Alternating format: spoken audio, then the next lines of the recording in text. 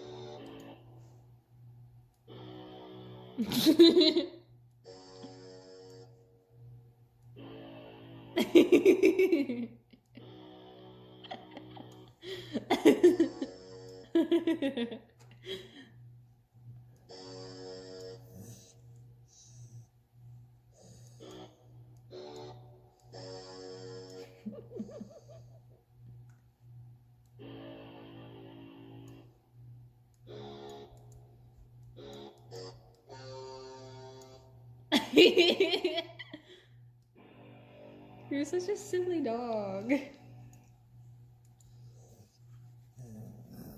Yeah, I know, Dozer. I see you.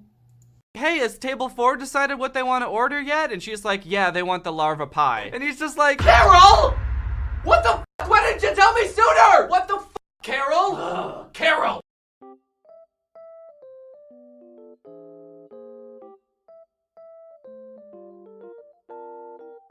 Всем привет, меня зовут Synnibear03. Before we start, I feel like I need to clarify for some of the wee lads and lasses that happen to be in my audience. The community is not making fun of Lupus Vulpes because she is a Christian.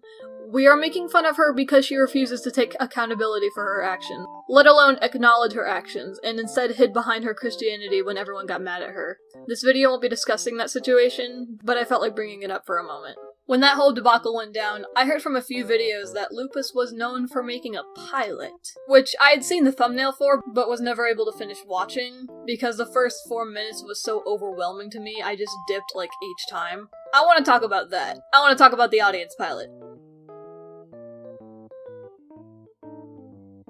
Audience has only been a pilot as far as I know, so that's all I'm really going to be talking about. Now, it took me 3 different tries to watch it all the way through, just because it's so overstimulating.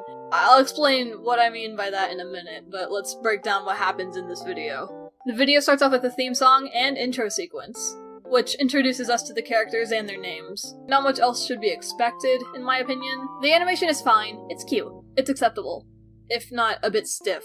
But I'm pretty sure Lupus was in middle school when they made this, so I'm not gonna harp on that too much. The song is fine too. It's got a chill, sitting around a bonfire by the beach vibe to it. I like the song. Once that's over, the actual episode begins, with a dream sequence.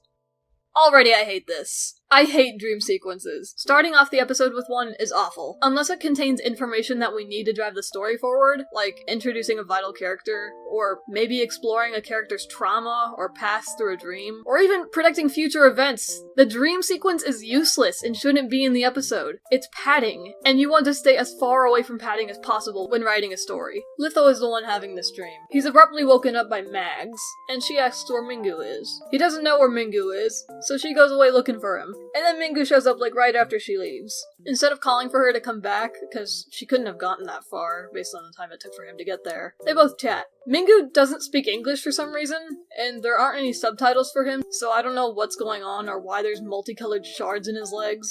Ryder comes in, and he says there's something wrong with X, and then X shows up talking about a parade. Ryder says something about X destroying his island, and then King OxyClean comes in and he sings a little ditty for us. If you're confused, it's okay, I am too. These are already a lot of characters to keep track of. This is normally the part where I just dip and stop watching it, because I can't handle the amount of things going on. But wait, it gets worse! Apparently Ryder can speak whatever Mingu speaks and translates for him. Mingu says Litho destroyed his home with some gems. I'm guessing that's what's in his legs. Surely there's a reason 2 different homes were being destroyed at the same time, so they go to a portal opening? I don't know what's going on. They're expecting someone to come out of the portal. I don't know why this would help with the homes being destroyed, but someone does come out. His name is Showtime, and he wants the cast to join a parade, or party, I don't know. They kinda just use those words interchangeably. I guess X and Showtime know each other. Showtime hypnotizes everyone, so they'll come to his party parade, except for Litho, who's immune to it for some reason. Showtime then sings a song about why he's a bad guy, and then the portal explodes, and yet another character comes out! Little side note here, I'm not sure if I like the fact that they're calling these darkies. That's kind of weird. Showtime takes all his hypnotized friends away to take him to the Nightmare Parade, and then we get... All the darkies can just, like, track each other, right? That's cool. No, it's not. So this character's name is Toonie, and they also can't speak English. Instead, they speak with an array of computer-generated noises. It's kinda interesting, I guess. Toonie takes Litho to the parade party, and it turns out the parade leads into a pit of spikes! which Showtime is making them march into. At least I think that's marching. Toonie is scared, and in response, he crushes Showtime with a piano. As you do. Toonie takes him to a cave, and when he wakes up, he asks Toonie to sign a contract with him to make him evil. And in return, Showtime gives Toonie a voice. And then the episode ends. That was kinda terrible. Let me go over why. I'll start with the most obvious. There are way too many characters being introduced in this pilot, and we don't get a lot of time to learn about any of them. Lithos seems to be the voice of reason. Nervous little bitty boy. Showtime is the bad guy, and I guess X and Toonie are also bad. Ryder is a ghost, but that's all I really picked up. King Oxford University is probably drunk, and he disappears right after he sings a song. Mingu is dead and speaks a foreign language, and Mags is dead. I don't know where Mags went. She went off screen and died. That is 8 characters we are expected to keep track of, not including the 2 dudes from Litho's Dream, and everyone from the party parade. Can you pick a word, please? Even Lupus couldn't keep track of them all. Mags and the King dude show up at the beginning, but then they disappear. Also, each character has a lot of detail on them. They look like they would have been a pain to animate. As well as, it just doesn't really look good. Like, when Showtime in particular was moving around, a lot of the details on their fur blended together and made it look weird. I don't really care for it, honestly. It makes it a bit hard to tell what's happening, like what position they're in, where their appendages are. It just looks a bit cluttered. I feel like Lupus would have benefited from simplifying the designs of the characters, especially for animation purposes, because if I'm not mistaken, I'm pretty sure they made this by themselves. So you just give yourself a lot of work. A lot of the characters that were introduced in this pilot didn't have a lot of bearing on the story. They were very inconsequential, especially the 2 ones I mentioned that just disappeared. And also the weird bit about the homes being destroyed wasn't really necessary because we never touch upon that. It's brought up at the beginning, but it's never resolved. Speaking of islands and homes, that brings me to my next point.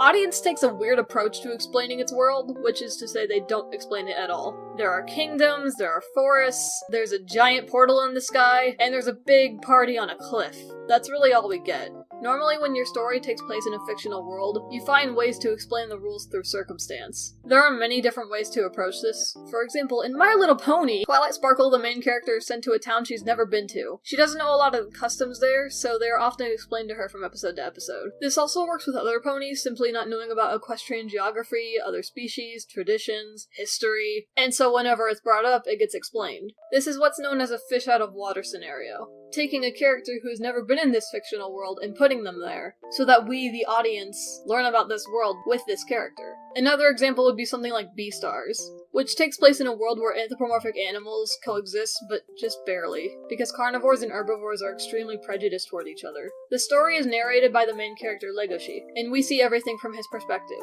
at least when he's on screen. With this, we get to see his thought process, how he views other students at his school, and when certain things pop up, he'll explain it to us. More notably, complaining about it. Only really when it's necessary, though. The prejudice between carnivores and herbivores is something we see played out, so Legoshi doesn't need to explain it. But when the subject comes up, we get to hear how he feels. There's a scene in the cafeteria where Legoshi explains that all the meat served in the cafeteria is plant-based. So while there are a bunch of carnivores in his school, none of them are eating real meat. Personally, I don't like when shows and movies have narrators, but I think it's kinda helpful when it's from the perspective of someone we're watching in the show. There are other subtler ways that you can go about this. I can't really think of any other examples. Audience treats us like we already understood the world prior to watching, which may be the case for some, but clearly not everyone understood the rules of this world. I think more time should have been put into giving us background information on this world. Like the portal. I don't understand it at all. One of the characters mentions it and then they go there. That's obnoxious. Especially so since this is a vital part of the story. 2 characters end up coming out of this portal. This is where the main villain comes from. And also, speaking of the villains, why are they called darkies? I'm pretty sure she changed it recently to a different name, but I couldn't find out what the new name was. But that's what I've heard. So at least as of late, it's not an issue. But it's definitely an issue with this video. I don't know a lot about these characters, but I'm pretty sure X is also a darkie, and so is Showtime and Toonie. And they're all perceived as bad guys. It's a bit sus, for sure. But I'm not gonna harp on that too much because, again, as far as I know, the name was changed. But I wanted to bring it up because it is in the pilot. I've been studying storytelling for a while, so I've picked up some things to look out for and avoid. I'm not an expert by any means, but I'd like to offer what I know. If I were to try to make this pilot into a better rendition, then I would have to break down the very concept of what this episode is about. In order to cut out unneeded information, like the islands being destroyed, because it's never brought up again, we cut down to the bare essence of what is happening. Litho is the protagonist, Showtime is the villain. Ryder and Mingu are the points of interest, and or what is being threatened by the villain. I would only include these characters in this episode. The episode is about Showtime coming through the portal, so this would be the episode he's introduced in. Showtime has a parade, including many other characters, which can be there, but they're going to be limited strictly to being background characters. The conflict is that Showtime plans on killing the participants of the parade by making them march off of a cliff. We have the span of one episode to deal with this conflict. That is all we need to make this work. So, if I were to rewrite this episode, then this would be my take.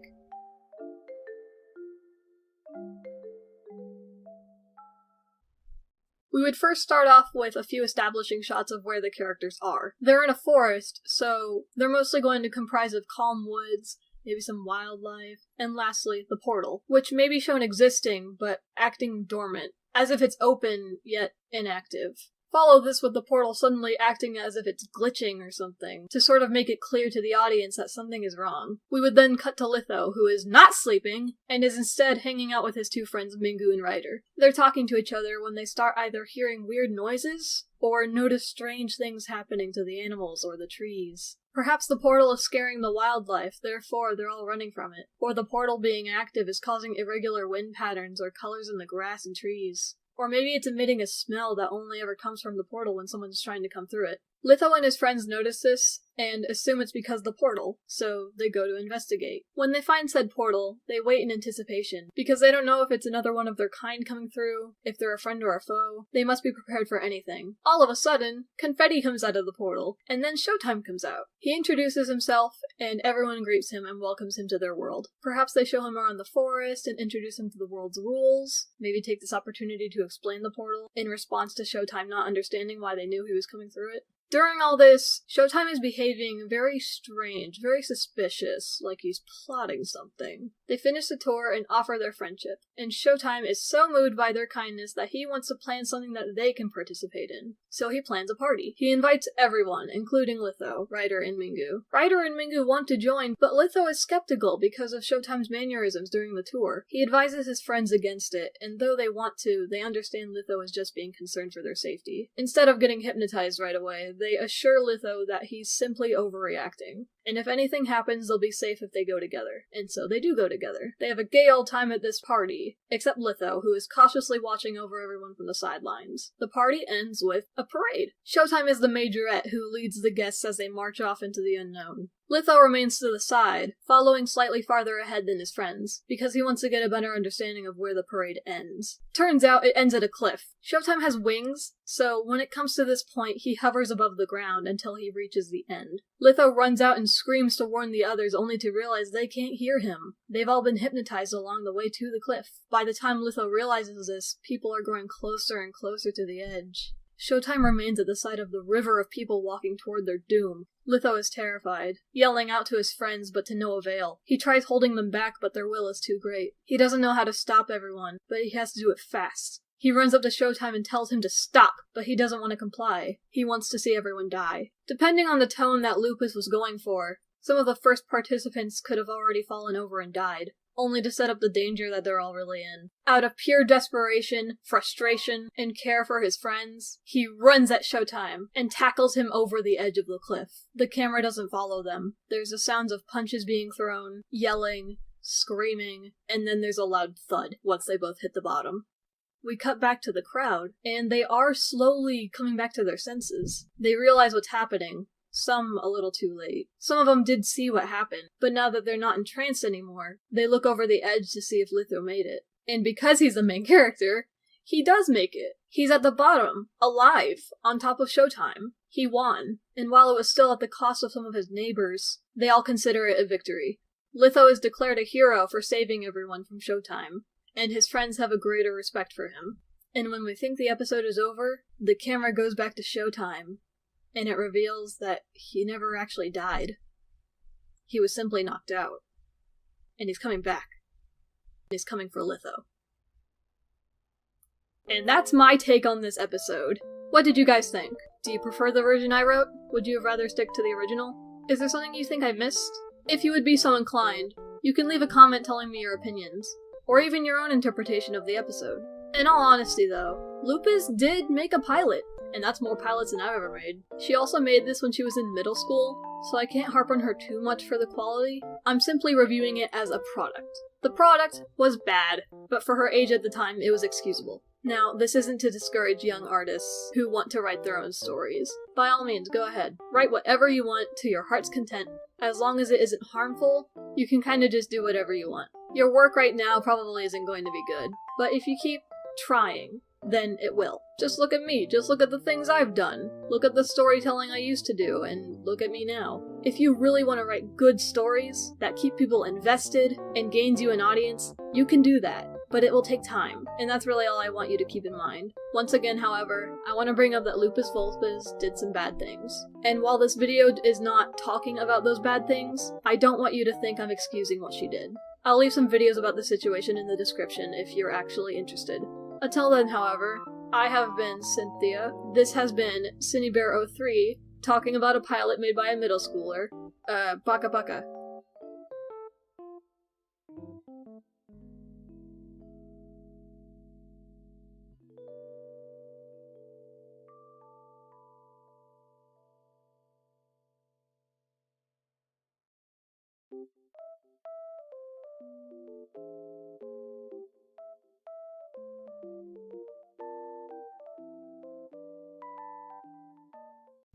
There's a new puppy in town. Look at him go. There's a new puppy in town.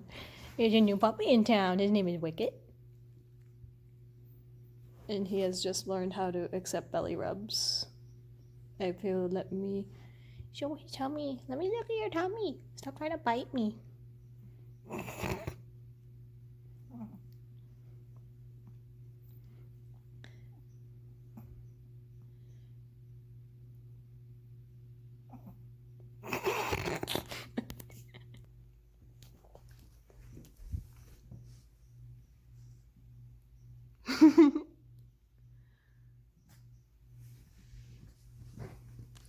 So small, so small.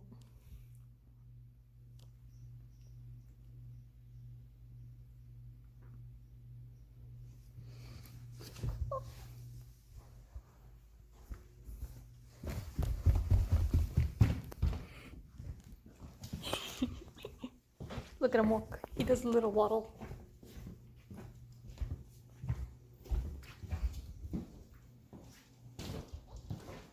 There's a little waddle. Also, it's just been a long time since I've shown my dogs. Like, look how big Sprinkles has gotten, yo. She's a big girl.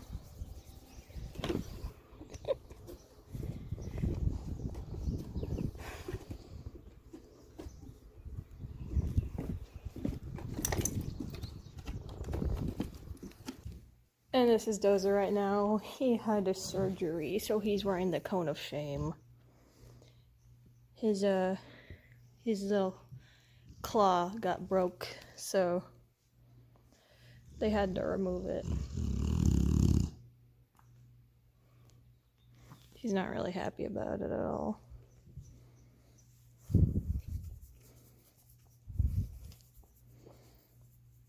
We take it off sometimes just so he can lay down, but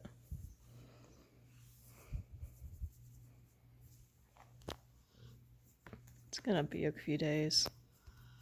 And today I give you violence. Spill vinegar in your eyes. Go kiss a cactus. Yeah, our video is garbage. Oh. I hope you step on a Lego brick. Your voice sounds like dying roadkill.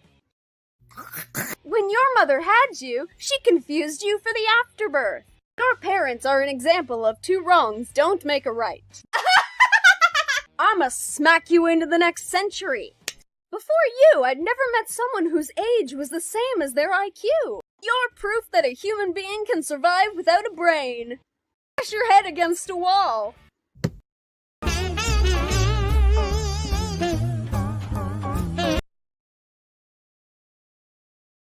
got some new cutie pies gracing me with artwork that I don't deserve. Panda Sprugged fan art by the illustriously squeezable Synnibear03.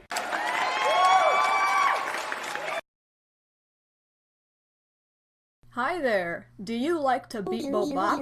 Do you like me? Would you like to see me beat bop?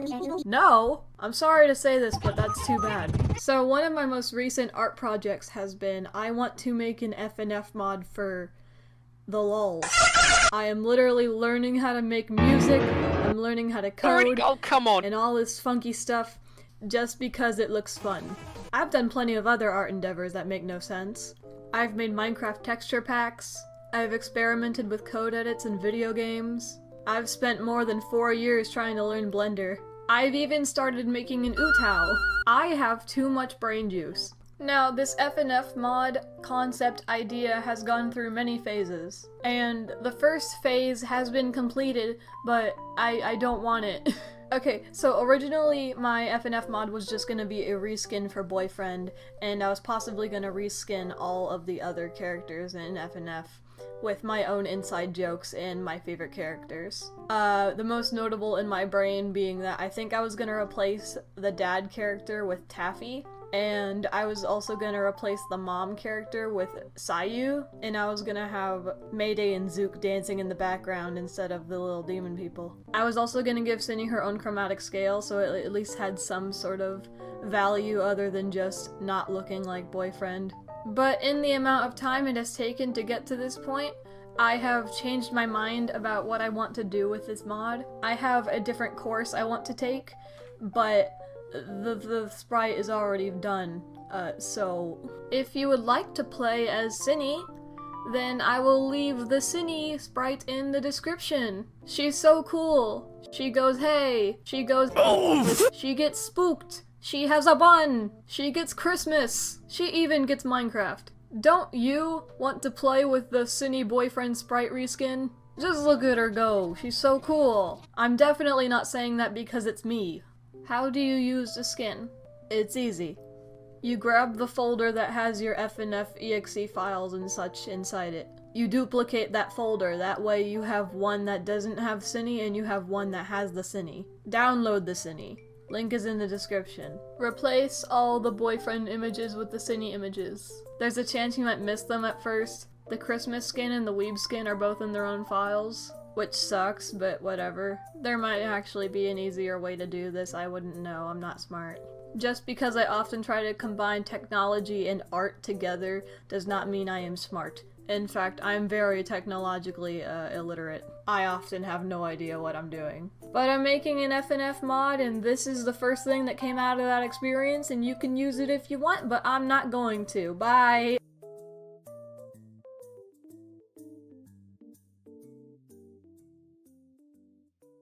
Sorry for any background noise, I'm recording from my car. By the time this goes up, it will no longer be my birthday.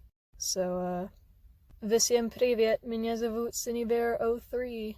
I am now 19 years old. I'm sure a couple people have been wondering where I've been. I've taken breaks from uploading before, but a lot of people have noticed that I was completely silent online for a bit, maybe a month or 2, I don't remember. I've started uploading on my social medias as of recently. By the time this goes up, I'm pretty sure I've already uploaded a piece. My social medias are in the description, by the way. They're always in the description. But some of you have been curious as to why I've been gone. I feel like the answer is pretty simple. I've been grounded, you know. I'm a bit of a bad boy. I make bad decisions. People who are a little more aware of me as a person know that I am, well, now 19. I was 18, now I'm 19. And I'm currently in college. And some people were wondering how I'm still getting grounded. That answer is also simple. I still live with my parents. And when I'm in their house, I live by their rules. No matter how you guys view it, my parents view me as the child in the situation. So there's really no point in arguing. And then you're wondering, well, why don't you just move out? I can't move out, dingus. I don't have enough money. I do have a job, I do work. YouTube is where I make income on the side. Very appreciative of that, by the way. So I am making income, but it's never really going to be enough to sustain myself in my own house. I've thought about moving in with my grandparents or another friend, but none of my friends are really financially stable enough to move out either, and they don't really think that we could really make it even if we were living together and sharing our income. Not sharing income, I mean like splitting rent, you know? And I feel like if I moved in with my grandparents, or even like moved into another house with someone else's family, because that was another thing I was thinking of doing, I'm kind of afraid that I will drive a wedge between me and my parents and we won't have as good of a relationship after that.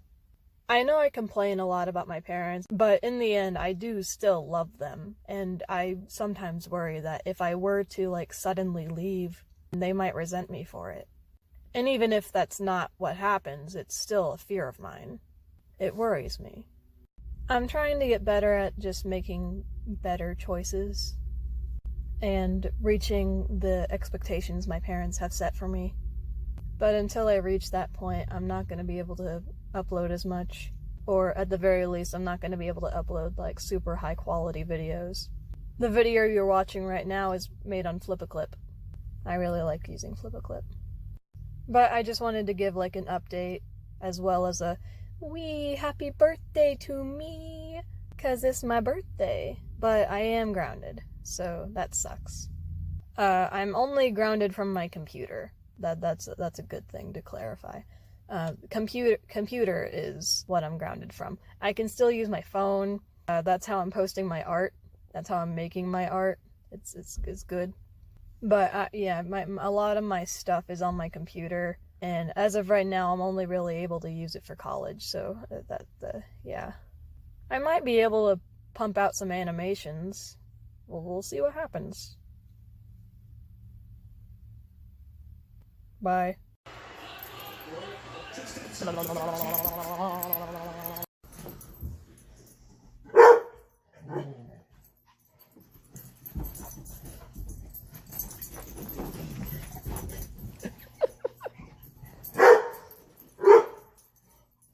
What? You can't hide under my desk? What do you...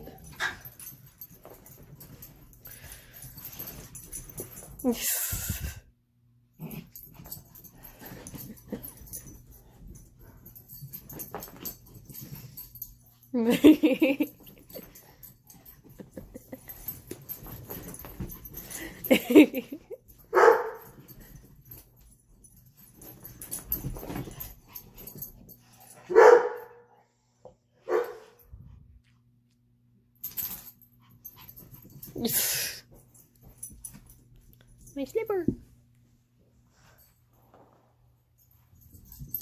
Ah!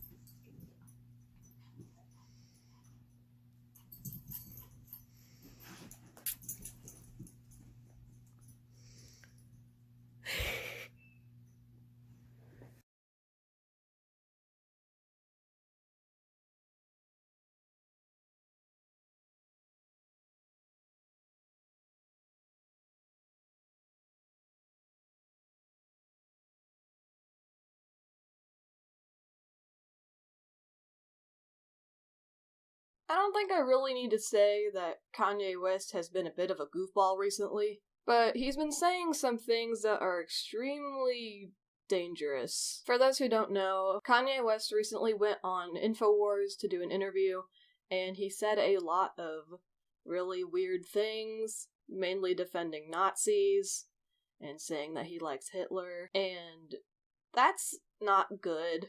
I'm being really silly at the moment, but in all honesty, this situation is upsetting. The fact that Kanye West believes any of this stuff is really gross, but the fact that he's going on InfoWars, a very popular podcast, and saying all this rhetoric is disgusting. He is siding with people who have committed acts of genocide. He's trying to say that Hitler did a bunch of good things as well, so we should stop being mean to Hitler. That's just so stupid. I don't really want to go over a lot of the things he said, but most of the things he's giving Hitler credit for aren't even true. Saying that Hitler Hitler invented highways. That is so stupid. Or that Hitler was a good architect. I don't know how I feel about that. That is so weird to try to make him look like a good person when you know about all the things he's done. Hitler instructed a movement that caused the death of hundreds and thousands of Jewish people. Not even only Jewish people, but like black people and socialists and Catholics and people who disagreed with Hitler politically. They were all sent to these camps and they were either worked to death or they were gassed and killed. This kind of topic is not at all common for my channel. I have never talked about anything like this, but I feel like it's important to bring up because there's gonna be a lot of people who watch my channel who don't know about any of this stuff, and it's upsetting to me. It brings up another issue too, the fact that there is a growing number of people who are getting anti-Semitic beliefs. Fascism and anti-Semitism are becoming very popular as of now, as well as the belief that the Holocaust didn't happen, or was overblown by some extent. The Holocaust is a very well-documented tragedy, and there are very few people who are still alive that survived the Holocaust. The Holocaust happened so long ago that a lot of the people who survived are no longer with us, and so they can't defend themselves. I'm not super well versed on topics like this, but I felt a strong urge to bring this up on my channel, if not just to inform you of this man's insanely irresponsible and gross actions. Owen Morgan has a very good video talking about Kanye's interview, and going a little deeper into the history of anti-Semitism and how it came to be, and a lot of Holocaust stuff that I'm just way too dumb to really relay in an effective way, so I'm just going to leave the video that Owen did in my description. This video was unscripted, I just felt the need to talk about this. I would like to end this video off with me stating, the Holocaust did happen. Many people died. Kanye is extremely ignorant. The things he said are gross, hateful, and irresponsible, and I would encourage you all to stop supporting him. I have absolutely no respect for people who talk like this. Everyone stay safe, drink water, love each other. Kanye sucks. Baka baka. Now every single day I just wanna hear you say I'm so lucky, I'm so lucky, I'm so lovely, I'm so lovely, you can't fool yourself, I promise it will help. Now every single day I just wanna hear you say it I'm so lucky, I'm so lucky, I'm so lovely, I'm so lovely, you can't fool yourself, I promise it will help. Now every single day I just wanna hear you say it, even though you said it would never end, it's over. You were smiling on my arm, now you're crying on my shoulder.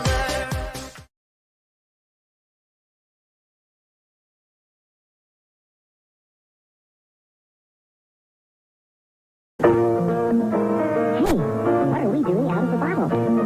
This is dangerous. A little kid might come along and think we were candy. That would be awful because we're medicine. He might even eat us. No. This is serious. Serious. We could make you delirious. Delirious. You should have a healthy fear of us. Fear of us. Too much of us is dangerous. No. Doctors tell the pharmacy. Types of pills that you will need. And he knows the harm that we can be. If we're not taken carefully. We're not candy, believe us. Even though we look so fine and dandy. When you're sick, we come in handy. But we're not candy. No.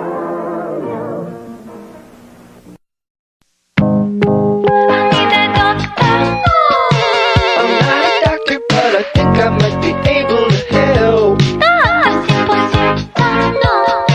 My diagnosis is that no one has been treating you well. So what do you prescribe? Love's the only medicine. Is this a lie? No. 3 days a day. Oh, I think I'm cured. Cool. Are you alright on your own? No, I'm not sure. Okay. Oh, I think I'm sick again.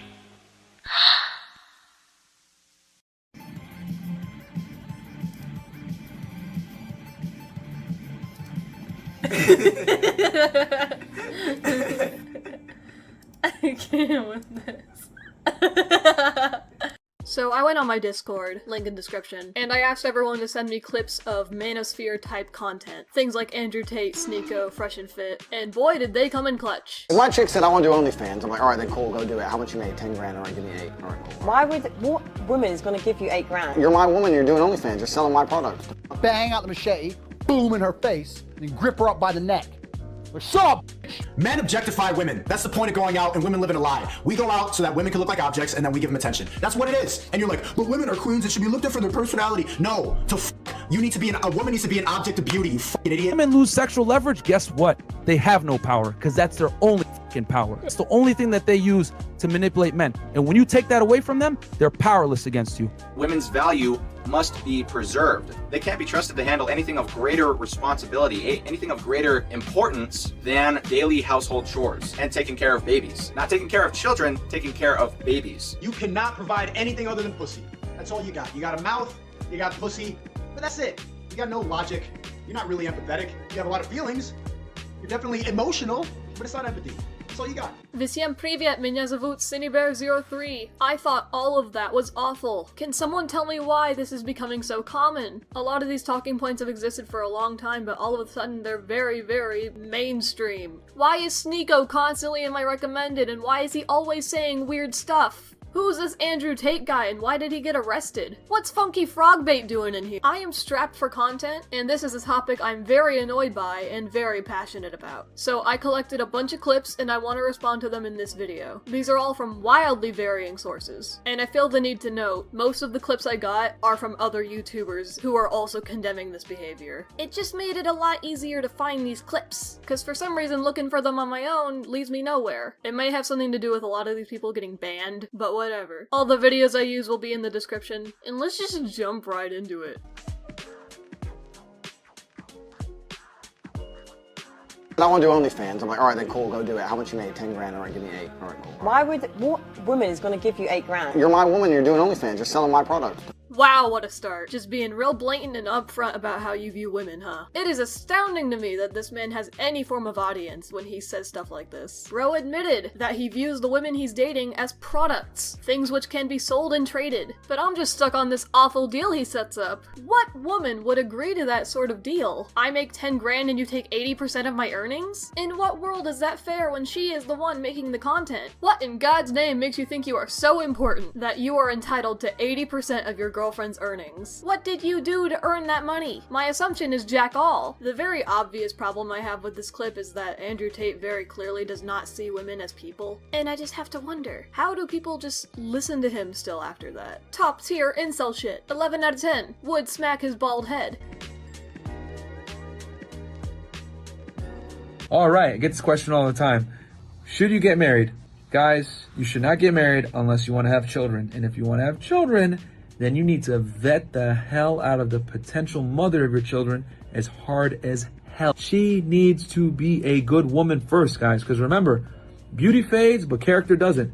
You need a woman by your side that's not going to embarrass you, embarrass your legacy, and most importantly, embarrass your kids with some old stupid pictures, OnlyFans crap, cheating on you, whatever it is. There is quite a bit for me to unpack here. I don't really like how he portrays marriage, because to me it sounds like having children is the main goal and finding a woman to spend the rest of your life with is kind of secondary to that whole thing. It's a very respectable desire wanting to start a family. I understand wanting to have children, but those thoughts should probably come after you have a wife. Also, being an alpha male must be so exhausting. You have to constantly hyperanalyze the things that add to your self-image. You can't let anything contradict your alpha male persona, not even your partner. Like, picture this. You're in public, and your girlfriend is trying to rub up on you, trying to give you some physical affection, and then you push her away and say, "Stop, babe, you're embarrassing me, you're making me look feminine." On a separate note, I do agree with the idea that you should be judging a woman by their character instead of whether or not they're attractive. He gets an extra point for having a good point. He brings up OnlyFans, and quite honestly, I don't really know how to feel about that. On one hand, I don't think it's fair to tie a woman's self-worth to whether or not they're doing sex work, which is what a lot of these alpha males like to do. But in terms of preference, I do kinda understand why someone would not want to date someone who is a sex worker. Some people just aren't comfortable with that. But I personally think this guy's priorities are in the wrong place. It would be more understandable to me if you didn't like your girlfriend having an OnlyFans because you think it kinda contradicts the idea of being in a committed relationship. Or maybe you're worried that your girlfriend will have fewer job opportunities in the future because of this record she has now. I'm less empathetic toward not liking that your girlfriend has an OnlyFans because it embarrasses you. You are a weirdo. 6 out of 10. I'd give you a higher score if you just commit to being bald.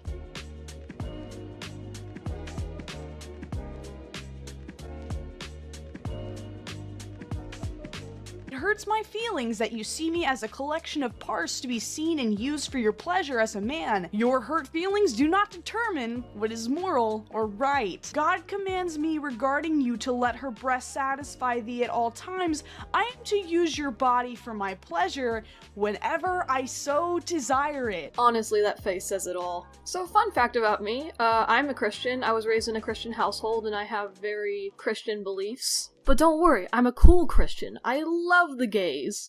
This interpretation of the Bible makes me want to throw up. Talking about the Bible is very tricky because there are many interpretations of what it actually says. There are multiple different translations of the Bible, and each translation uses a lot of poetic language. Two people can read the same translation and come out with different interpretations. I decided to do some research on the 2 verses that he quotes. For this segment, I'm using a website called Bible Study Tools, which shows multiple translations side by side. It's very useful. The Instagram page showed in this video seems to be quoting the King James Version. I'm going to be reading all of them and giving my own interpretation. And likewise also the men, leaving the natural use of the woman, burned in their lust one toward another. Men with men working which is unseemly, and receiving in themselves that recompense of their error which was met.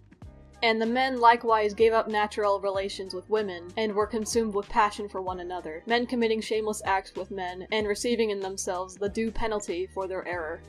And the men, instead of having normal sexual relations with women, burned in their lust for each other. Men did shameful things with other men, and as a result of this sin, they suffered within themselves the penalty they deserved.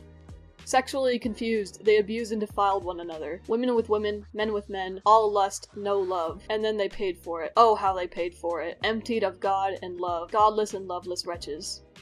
The males, in the same way, also left natural sexual intercourse with females, and were inflamed in their lust for one another. Males committed shameless acts with males, and received in their own persons the appropriate penalty for their perversion. So the context of these is wild. The full context of this verse is basically just talking about how the abundance of sin led to the fall of Rome. Romans 1:27 is specifically talking about how men stopped having sex with women and just started having sex with each other. Now, after reading all this, I can confidently say that this interpretation is entirely disingenuous. The King James Version is the only one that states sex is the natural use of women. It's also not the point of the verse. Verses 26 to 32 are all explaining the aftermath of the Romans worshipping false idols. Once they started worshipping false idols instead of God, their entire civilization devolved into sin, and God was so mad that he just left. God doesn't think women are tools to be used for sex. This verse is just talking about how men stopped having sex with women, not because they were gay, but because they just felt like it. That's just how I'm interpreting it, though. From the way these are written, it seems like no love is actually involved, but this was also written a long time ago, so we can't really be sure.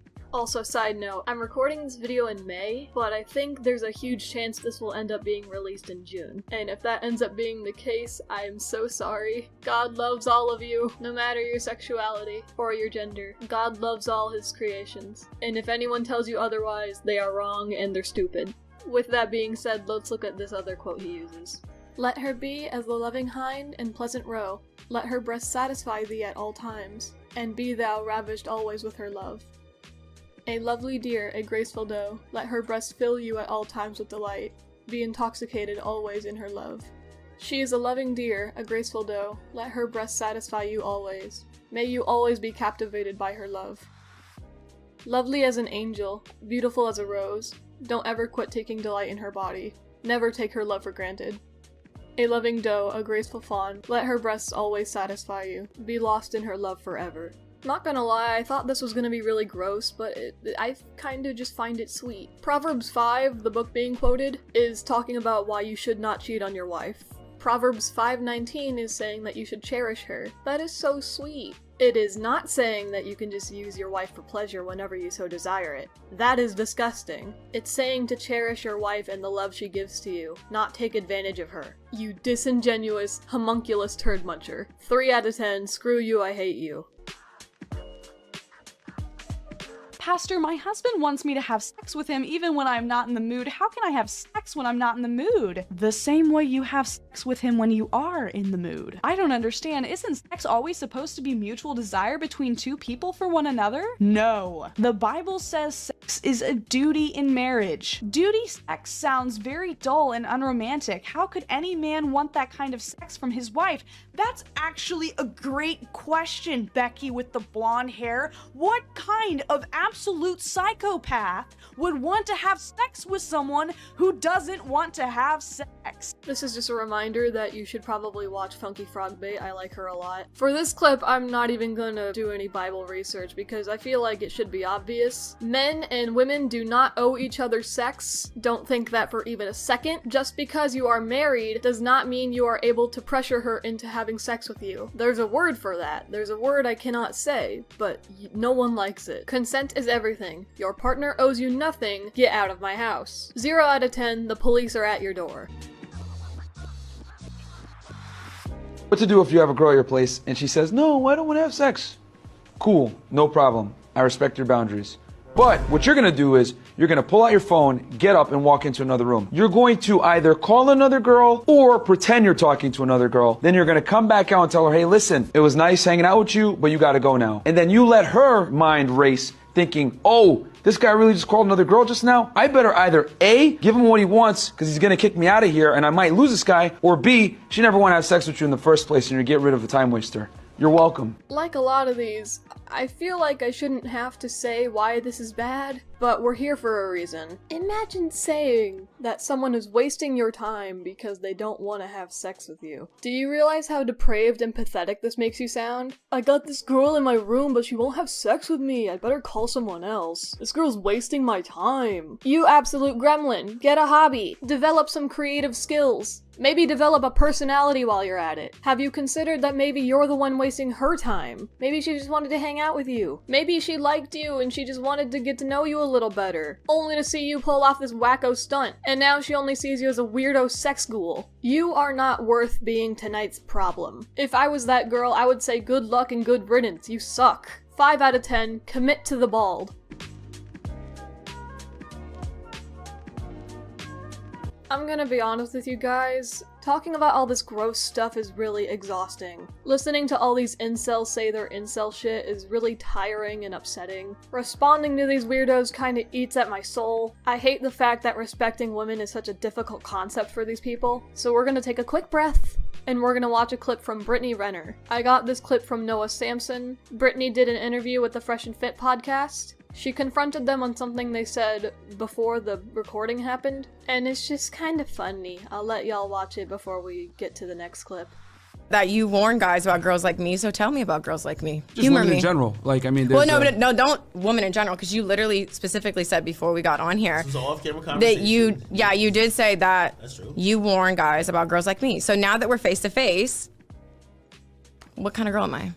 You're not special. You're like other girls. That's the key. I'm not special. Like, so, you're like other women that are So like, what makes you special then? I never said I was. What do you gain from telling girls that they're not special? How does that make you feel? I mean, I know everything is a joke, but I'm asking you a real question. So how does that make you feel? Because if I say you're that does something for me, right? If I insult you, or if I tell you you're not special, you're forgettable, what does that do for me? That's why I didn't want to do you guys' podcast. Forgettable. Hate the setup. The name is underwhelming. I didn't really see the value in it. Damn, son. Right? Okay, that's how I feel. Right. Men objectify women. That's the point of going out and women live in a lie. We go out so that women can look like objects and then we give them attention. That's what it is. And you're like, but women are queens and should be looked at for their personality. No, to You need to be a woman needs to be an object of beauty, you fucking idiot. Sneeko, this may surprise you, but not every girl dresses up for other men. I'm not quite sure how men feel about dressing up, but I know that women we like to feel attractive. It doesn't necessarily have to be for other people to look at us. It can just make us feel happy. Anecdotally, when I was a little girl, I didn't like wearing anything really flashy because I didn't like calling attention to myself for, trauma reasons. I refused to show my skin, I wouldn't wear shorts, it was just really sad in general. As of recently, however, I've been experimenting a lot with what I like to wear. After years of going to therapy, I'm finally comfortable wearing shorts again. I've started wearing things that I actually didn't think I'd be able to. I guess just for fun, here's a little story for y'all, and maybe it can help some people kinda understand where I'm coming from. A few months ago, I was at the store and I saw a pair of overall shorts, and I bought them because I thought they looked cute. I wanted to see if they looked good on me, and I wanted to see if I liked wearing them, and I did, and I liked them a lot. One day I wore them while going out with my friend. She said I looked really cute, and we just had a gay old time going to the mall and just kinda walking around and doing stuff. When I got home, I showed my parents the outfit I had worn all day, and they were really shocked to see what I was wearing. My parents pointed out that the shorts were actually way shorter than I was ever used to wearing. The shorts I do have don't really go past above the knee. Like, I have a couple shorts that are above the knee, but like, not that far. I literally didn't even think about it until they said something. But they're right, like, if I had tried wearing those, like, maybe 2 years ago, I would have thrown a fit and cried because I didn't want to wear anything that short. It may sound ridiculous, but this was a milestone for me. When I was out with my friend, I felt confident. I felt cute. No one was staring at me as far as I could tell. I wasn't really paying attention, but I just felt cute. Being able to dress up is a good feeling. I definitely don't do it as often as I probably want to, but I like dressing up. I can only assume that other women just like to dress how they like to dress because they want to feel good. I definitely don't dress up for other men. I have a boyfriend, and I do like to dress up for him, but I also dress up just to go out, because it feels nice. Again, I don't know what you boys do, but that's just how I see it. Sneeko, if you're listening to this, I hope you actually heard my story and it said something to you. If not, whatever, go back to your business. 3 out of 10, why are you trying to fight being bald? So I'm a teacher, and I teach 6th grade. We've been in school for 3 days now, and within these 3 days, the amount of young 11-year-old boys that have told me that they love Andrew Tate is ridiculous. This man is really affecting the minds of young men. I had a boy today, 11, turn to a girl and tell her that she's fat. Women need to be thin. She sits at home and she eats all day. And that she's like every other girl in the world, and that she uses men to get money, and at least he's a hard-working man and he works for his money. They're 11. Okay, you need to be aware of what your kids are watching, because this is ridiculous, and it's really affecting kids, young kids. It's disgusting. I don't know if I'll ever have kids, but if I do, they are not gonna know what the internet is until they're like 14. I saw Sneeko and Destiny react to this clip, and Sneeko had a really weird take on it. For some reason, he felt the need to brag, saying one day children are gonna echo his opinions like this kid did to Andrew Tate, which, 1, get over yourself, and 2, ew. Destiny kind of brushes it off as nothing more than just normal bullying, which could definitely be the case, but clearly he's getting this information from Andrew Tate. It is hilarious to think of an 11-year-old saying, "At least I work for my money." No, you don't! You're still in elementary school. Please tell me who hired you. You're not working for your money, you're a freeloading snot muncher parroting a man who was arrested for alleged sex trafficking. And yes, parents need to be aware of what their kids are watching. I currently work as a cashier at a grocery store, and the amount of tablet kids I see is kinda infuriating. I had a mom come through my lane and her kid was right behind her playing on what I can only assume is her phone, and we were having a similar conversation about parents paying attention to their kids. She told me that a long time ago she knew her kid liked watching Five Nights at Freddy's content, but she didn't know what the game was actually about. She only learned about the game's content when she tried setting up a party themed around the game. She looked up images of the game to try to get a reference for how to decorate, and only then did she learn. And I feel like ever since then she never learned her lesson, because I looked down at her kid and I asked him,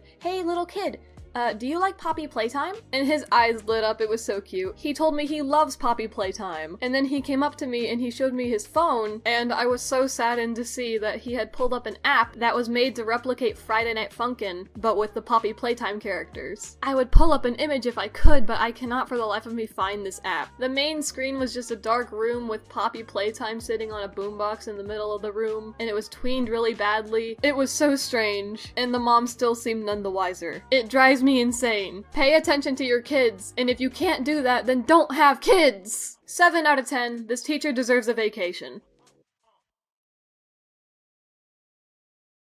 This last clip is extra long, and I'm very sorry about that. I snatched it directly from Moist Critical, and I'm using a lot of it because a lot of it is stupid, and it makes me so angry. And goes into a marriage and has kids when they're like 18, 19, 20. And then a year into the relationship, it gets really, really abusive. From who? Would you... From both. This is so rare. Anyone So really. rare. I mean, it happens. Go on. My point is, I'm just, even though it might be rare from what you guys think, it is. If it would happen, what would you recommend for those people to do? Would they divorce, or do you want them to keep going in the relationship? Keep going. You can't divorce. I mean, that's not a real thing. You can like separate. See, his Catholic background shines through. He knows. You can't divorce. You can separate, but you can't actually divorce. That's not a real thing. Even though it might be like physically abusive. You got to endure. People are too. You want to stick into the People relationship. are just. See, I mean, look. People I'm gonna be nowadays honest. are just. Everybody quits. Everybody gives up. It's too hard. I'm this XYZ. This is why I'm special, so I can up this entire situation based upon me being special. And the reality is people just haven't learned to endure. There have been hard times in relationship. I'm sure you guys had hard times in relationship. Any relationship has hard times. Okay. And it is what it is. You need to push through and you need to endure because we're in this abused? hold on. Because we're in this situation now, like where everybody's just creating this like super nuanced, like 1% example of like, well, what if the kid's transgender, black, and abused, and he's a Black Lives Matter supporter? Like, cool, okay, I get like that one minute but I'm asking situation. for anyone that might be in that situation, what would you recommend? Okay, endure. I'll tell you what. I'll tell you what endure. I'll tell you what. Endure. I'll tell you what I would do. This podcast is the bane of my existence. These absolute morons are somehow under the impression that physical abuse is rare in any circumstance. It's not, you idiots. This one guy is very adamant about divorce not being a real thing, and this guy goes on an entirely different tangent about how people are too willing to give up. You're not paying attention to the question. It is so simple. I am going to scream. If two people are in a marriage and it becomes abusive, they should break up. They should divorce. Full stop. It's not a snowflake thing. It's a matter of safety. Yes, relationships can be hard. Years of marriage is not going to entirely consist of sunshine and rainbows. There will be hardships. There will be disagreements. There's a difference between that and laying your hands on your partner. How do you get those two confused? He brings up identity politics for no reason. He says, what if the kid's black and trans and is a Black Lives supporter? That's not the point of the question. You're not listening, or you're a moron. I wouldn't want my daughter in that situation, quite frankly. And I understand the argument to endure because I have people close to me who grew up in abusive households, and it lasted for periods of time, and it was a phase, and they endured through it, and they ended up raising healthy, successful families to an extent. So you would say that to stick in those relationships that might be abusive to everyone involved and a child, if there's a child. I'm not saying like, hey, stick in the relationship and get the shit beat out of you by a husband. I'm just asking you what you believe. I'm just telling you. Even though it's a small extreme thing, I'm just asking you what you think if you should stick in that relationship or not. It is such an extreme example that I can't give a prescription for what other people should do. There is an element. This man is going to drive me insane. There shouldn't be a phase in the relationship where you're hitting your partner. It doesn't even have to be hitting. If you're putting your partner through some sort of distress, that is a bad thing. Growing up, my mom was abusive toward my dad. She screamed at him constantly and took every moment to get into a physical altercation with him. They hated each other, and I was really happy to find out that they were getting a divorce because they hated each other so much and I knew it. My mom was also an awful person, and me and my brother are super messed up from being with her. That divorce needed to happen. Your weird argument for, well, I know people who've been in abusive relationships and they turned out fine, is dog shit. You are high-key defending abusive relationships because sometimes it works out. I am telling you, it is not as rare as you think it is. And from experience, getting a divorce is a lot less painful than a child having to listen to their parents do that to each other. The screaming, the arguing, the hitting, it gets to you. Like that. Do you have opinions about third trimester abortion? It's terrible. Listen, it's okay, terrible. Look at how quickly you can debate it. Do you know how rare Terrible. third trimester abortions are? They're also really rare, are. but you immediately had a visceral reaction to that, Yeah. right? There are households where parents are abusive to children. Like, that's not like an unfathomable thing. But for you to have that immediate visceral reaction to a type of abortion that's so incredibly rare. But then when it's I like, mean, we're but you talking have- about like a guy like getting drunk and like, you know, beating have to be his getting wife drunk. occasionally versus like This is literally defending people who hit their wives! You are making excuses for them! Oh, we're not talking about anything serious, we're just talking about someone who like occasionally beats their wife. Screw you, dude! I am actually shaking, I am so angry. divorces that are initiated by women, Brian. 78. 80%. 78. 80%. 80%. And what percentage of those women have college degrees? Well, it jumps to 90% if they're college educated. Real. They Can are I ask- extreme. Well, I ask agree another- with that. I want to ask but- like one more scenario, okay? Please. Oh, What about Jesus. if two people Sorry. get married, they Sorry, have a kid, and then the wife starts cheating? Do you think they should divorce? Absolutely. They should divorce then? Jesus himself You don't said. think it wasn't Jesus, illegal? hold on. Jesus And you himself could like said. work things through, right? Jesus himself said in cases of adultery, divorce is So you think that permissible. divorce is worse than physical abuse? For the Or children? cheating, sorry. You think that cheating is worse than physical abuse? For the Sorry. children, yes. I think I'm not going to say this divorce- is worse. than divorce that. I is mean, worse I for the already- children. I already Is said. cheating I worse already than said that physical if a abuse? woman's Cheating, getting yeah. abused, yeah, I think she should leave. Like, if it's a brief temporary thing, like What if it's mental abuse? Okay, now Do you think let's if cut it's and dry. if it's You are cheating and setting mental your abuse? child up. Well, you heard it here, folks. Cheating on your partner is more justifiable in getting a divorce than abuse. This is wild. I think we're done here. I physically cannot handle any more of this type of content. I'm done. You're done. I hope none of these men ever get into a relationship, and if they are in a relationship, I hope their wives leave them. Until they get their act together, they are not deserving of love. They do not deserve to have anyone by their side when they think things like this. 0 out of 10, rot in hell.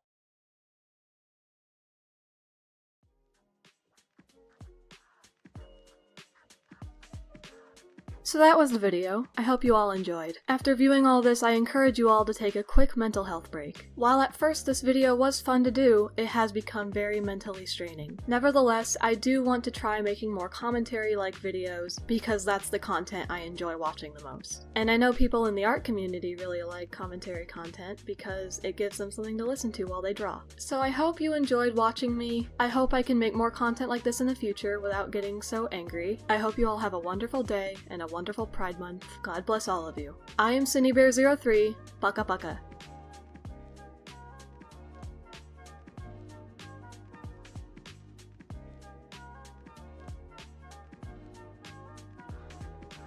So in my last video, I received a comment from someone I'm not going to be showing, saying not only did they not like my video, but they thought it was cringe and unoriginal. Now this did hurt my feelings, but in truth, they're kinda right. Me making a video saying, the manosphere is bad, isn't really saying anything new. There are plenty of other videos calling out the exact same thing I was. I even admitted in my video that I got my clips from other YouTubers. My video was in no way groundbreaking, but I also didn't really mean for it to be. Like I said in that video, it was a topic I just personally wanted to talk about. I'm very aware I wasn't breaking new ground, so while this comment is kinda mean, they are right. I'm not particularly special for hopping on my mic and saying, respect women, okay? But I do like my video. I'm proud of my video, I think I did a good job on it. It felt like a good first step getting back into commentary. This video also probably won't be breaking new ground, but I've also not seen anyone talk about this. I really doubt anyone will care even. But again, this is me taking baby steps. The other day I was walking through the Explore page on Instagram when I came across this post. Goth lady on her birthday. Upon first glance, this just seemed like a really wholesome, goofy post. The caption is a reference to the "it's not a phase mom" meme. The contrast of the goth girl with her normal dress family kinda just makes me giggle, as well as the way the grandmother is holding the phone in the before picture. It just makes me giggle. Makes me chuckle. I went to the comments to see what everyone else was saying, and I have not seen this much hatred in one comment section in a long time. True, not a phase. It's a mental illness. It's only a phase if you raise them right. It's illness. You right, it isn't a phase, it's illness. Look at this dude's profile picture. When are you gonna cry? Did the emo lady scare you? Oh, you poor little baby. Poor parents. It's not a phase, it's an effing problem. My dad won't let me say the F word. Average basic white girl. It's a disorder. It's not a phase, you're just a disappointment. No father. That one has 6,000 likes. Notice how it's only white women without dads who pull this weird shit. I'm gonna stop right there because it just keeps getting worse. There are a lot of these comments. On the lighter side, people are calling her a disappointment, feeling bad for her parents for having to deal with her, saying she must be unhappy because of the way she's dressing,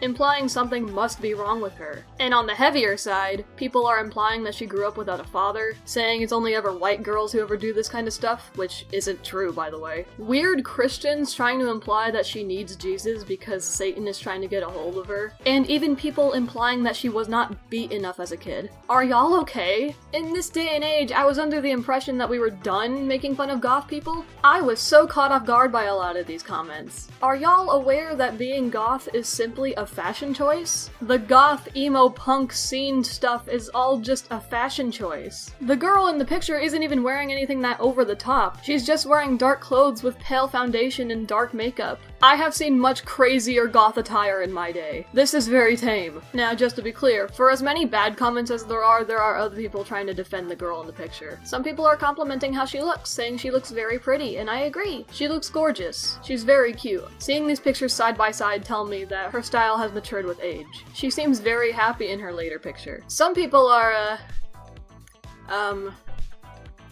okay, I can't go much longer without stating this. She's 15 in this picture. She's 13 in the previous one. She's a minor in both of these pictures. Not only are hundreds of people clowning on a child, but there's quite a few people being very thirsty in the comments section, even after being told about her age. I've said this before, she's very pretty, but y'all need to calm down. Y'all need to cease. I'll be honest, the second picture did kind of surprise me because she does look like an adult in that picture, but I've also seen 15-year-olds that look like this. All of you are going to jail! I later found out that the Instagram page that posted this picture actually isn't owned by the girl in the picture. It's actually a collection page that holds a bunch of content made by other gothic creators. Kinda like one of those Instagram pages that just post other artists' work with tags in the description. Except it's teenagers and young adults just dressing differently. It looks like the amount of engagement they get varies a lot, but this particular post really takes the cake with 2.7 million likes and 19,000 comments. Now this page does seem pretty respectful, they do tag everyone that they post, so I was able to find this girl's account through this channel. I'm pleased to say it appears that the harassment has not followed over to her account, though I have found a few jerks on her birthday posts. Unless she's been deleting comments, it looks like everyone's just wishing her a happy birthday and calling her pretty. Her whole Instagram page just seems to be her posting pictures of her in her goth aesthetic, showing off her clothes and makeup.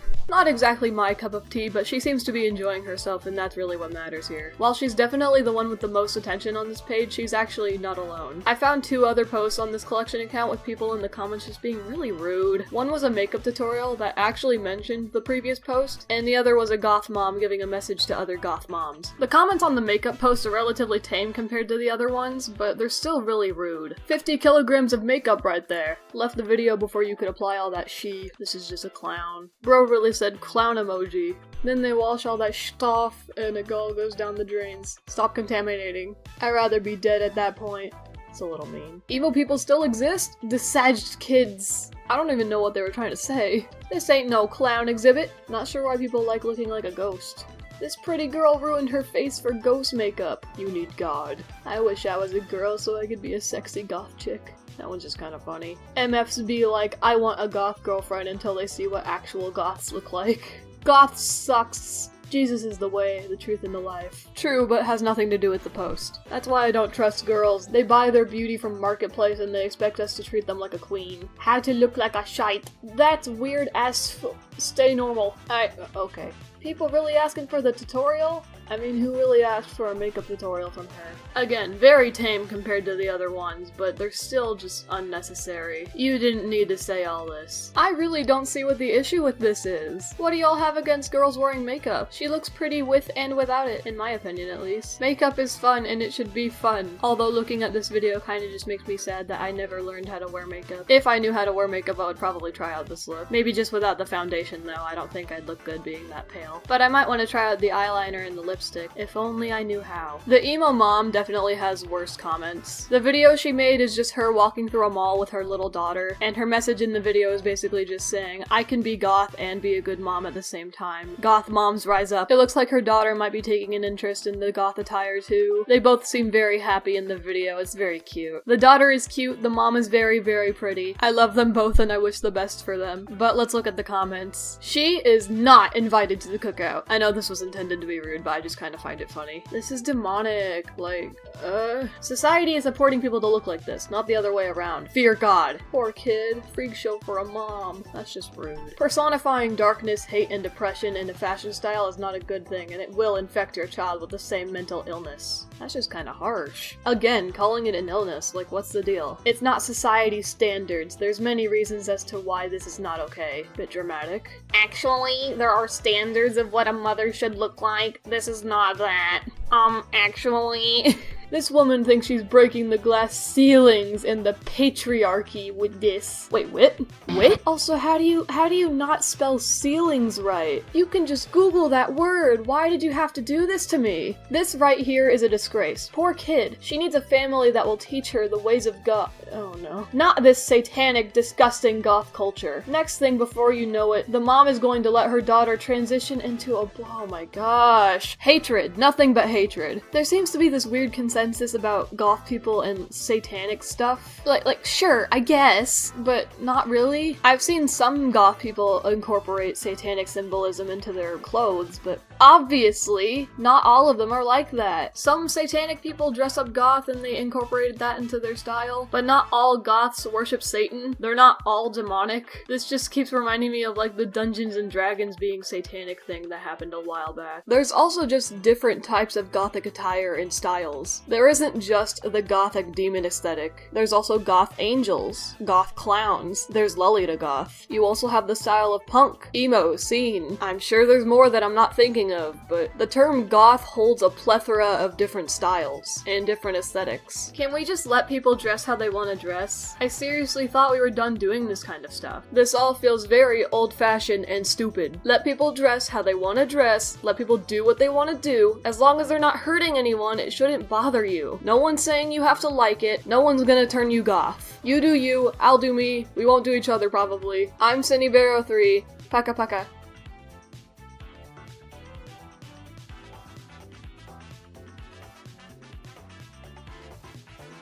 So that's my video. I hope you all enjoyed. I don't think anyone was super worried about what's going on in the goth community. I just found this whole thing kind of ridiculous and I wanted to put it into a video. I hope you at least found it entertaining. Once again, I'm just trying to get back into commentary content. This topic is just a little baby step. Once again, I am Synnibear03. Paka paka.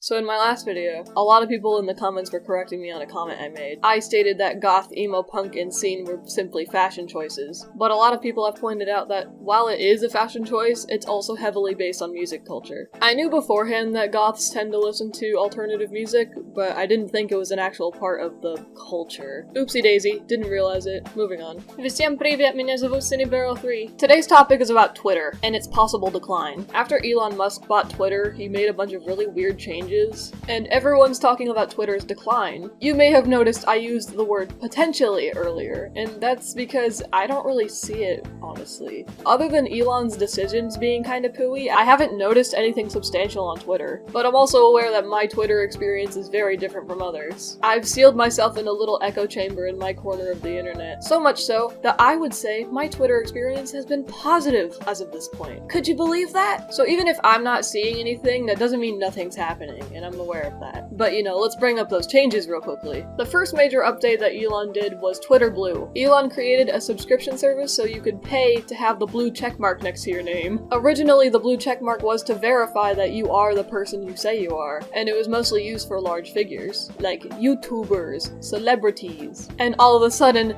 everyone can just change their name and buy Twitter Blue. This change led to a lot of trolling, mostly people impersonating massive companies and making them say really stupid shit. Looking back, I still think it was hilarious. Someone even impersonated Eli Lilly and Company and tweeted saying insulin is now free, which caused the actual company's stock to drop significantly. Now, I hate insulin companies, so this was personally just a big win for me. I'm not sympathetic at all. And after all this happened, it looks like the cost of insulin has dropped a lot too. One of my sources says Eli cutting their prices by 70% had nothing to do with Twitter, but I have to question that a lot. The creation of Twitter Blue also tried to make it a necessity to buy it because if you weren't verified, then your tweets and replies would be hidden beneath everyone else who paid for Twitter Blue, basically shadow banning you, which do I really need to say why that wasn't taken well by the community? A lot of the new updates had something to do with the verification system. Big companies had to pay a lot extra in order to get a gold badge next to their name. Twitter no longer letting you know if someone has paid for their Twitter Blue subscription or was verified legitimately. Recently, a new update has been made in order to combat data scrapers. Elon's way of combating this was to add a limit to how many posts you can look at per day. This doesn't affect me personally because, again, I live in an echo chamber and also I don't use Twitter that often, actually. I don't personally do a whole lot of scrolling, but I do understand why some people would be upset by this. Not everyone wants there to be a limit to how much Twitter they can use that day, but also it's really annoying because the Twitter limit counts the amount of posts you scroll past and not just the ones you interact with. That does sound really annoying, but Elon's tweet says this is just temporary, so I'm looking on the positive side. Hopefully this won't be an issue for too long and we can get back to being normal Twitter degenerates in no time at all. But this has been leading to a lot of discussion about the decline of Twitter. The concept of Twitter declining to the point where no one uses it, or even Twitter just disappearing, does kind of worry me a little bit. I made a tweet and also a community post asking people how they feel about the possible decline of Twitter. There were quite a few people saying that they didn't use Twitter, so they didn't care if it crashed and burned. Some other people saying that they've only ever had negative experiences on Twitter, so they don't care if it crashes and burns. Other people are mixed about it, and or find the idea of it declining troubling. I'm one of those people. I talked a little about my echo chamber on Twitter, so I think I should talk about that in a little more detail now. I use Twitter for two things in particular: art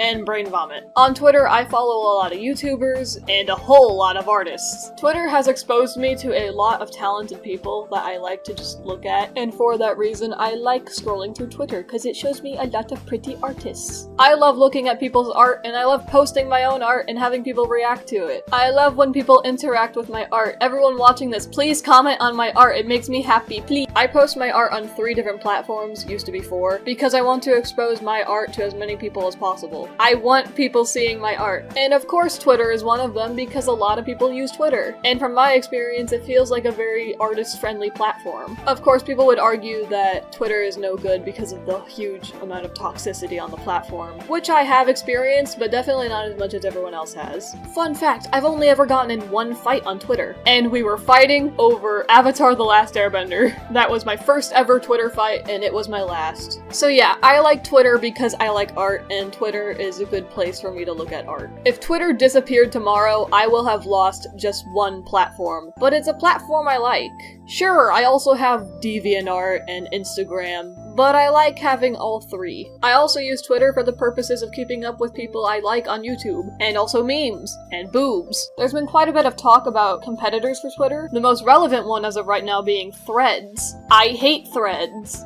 Threads is run by Mark Zuckerberg. Threads tracks an alarming amount of your data and personal information. It does not sound like a worthwhile alternative in the least. I do not trust it. I don't trust Mark the Lizard Man Zuckerberg. His face scares me. I'm not sure if an alternate Twitter would really be that good of an idea though. I don't think it's realistic for any new platform to get off the ground and take Twitter's place. Twitter has been a major platform with no competition for the longest time, so if a new platform comes out of the water and tries to take its place, I don't think enough people people are gonna use it. Not enough people are gonna care enough to move over. Although I might be speaking too soon. Over 100 million people have already signed up for Threads, and it's only been open for 4 days. At the time of making this, anyway. Threads CEO says it's not meant to be a replacement for Twitter, but a lot of people are considering it to be that. So who knows, maybe Threads will be the next big thing, but I've already stated why I don't like it. I won't be moving over anytime soon. Twitter is weird, and it sometimes feels like it'll just keep getting worse, but I don't think it's dying. And even if it is, I'll just keep using it until I don't like it anymore. Once it stops being enjoyable for me, I'm just gonna dip. But I gotta wonder, if Twitter disappears, where else am I gonna find pictures of Nightmare with giant honkers? Where will I go? I don't want to have to ask that question. Maybe I'll go back to posting on Tumblr. My friend Laurel really likes Tumblr and she's still active on there. She keeps trying to pull me back into using Tumblr, which, ever since Tumblr banned boobs, I thought everyone just stopped using it completely, but apparently not. So I don't know, maybe we'll see. Admittedly, my opinion on Twitter and Twitter competition is based a lot on my own hatred of change. I don't like change, and a lot of other people don't like change either. And Twitter dying with something new coming in is change, and I don't like it. I'm trying really hard to hold on to what I'm comfortable with and what I'm used to. It's really hard for me to let go of things. So this video might age like milk. Twitter could completely disappear with something else taking its place, and I won't be able to do anything about it. But it's also just as likely that nothing will actually happen. One thing that I am actually genuinely worried about, though, is my relationship with Twitter as a YouTuber. You see, it's really difficult to get in contact with YouTube's support team, and it seems like the only way to get in contact with them is to go through Twitter, though that doesn't mean they're ever much help. Recently I did a live stream with my friend, and it got taken down for hate speech. I personally have no idea what I said that counts as hate speech, and YouTube still has yet to tell me. I contacted them through Twitter, asking them to look into the situation further. Here's how that went. At Team YouTube, can you please tell me exactly what I said and where I said it? I watched my stream over and I have no idea what you're talking about. I want to know what I did wrong. Want to make sure we're looking at the right video. Can you share the video URL? I sent it. We'll take a look into this and let you know what we find. Hold on tight, it may take a couple days. Okay, thank you so much.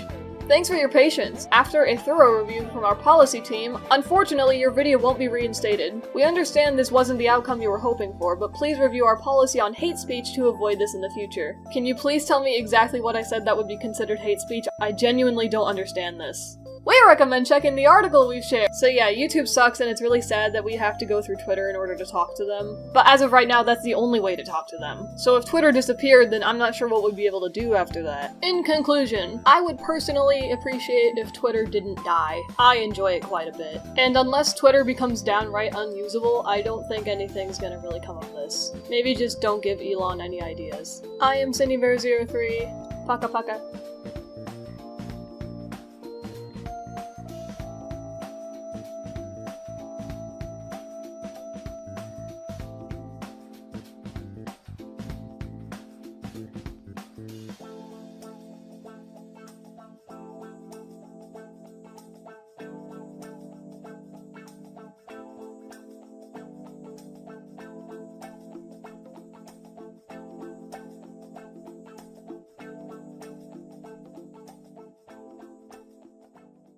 So I used to watch Spookter a lot. I really liked watching his content when I was younger. His videos were entertaining, he provided genuine criticism for younger artists, and while he did make fun of younger artists, it didn't feel malicious at all. His criticism-based videos, like his Badly Done Rant series and his OC roast, it all felt pretty lighthearted, although I did end up getting featured in 2 of his videos. And I don't like watching those videos. They kinda hurt my soul, they make me feel embarrassed. But I guess I don't have to worry about that anymore because Spookter's channel has been deleted!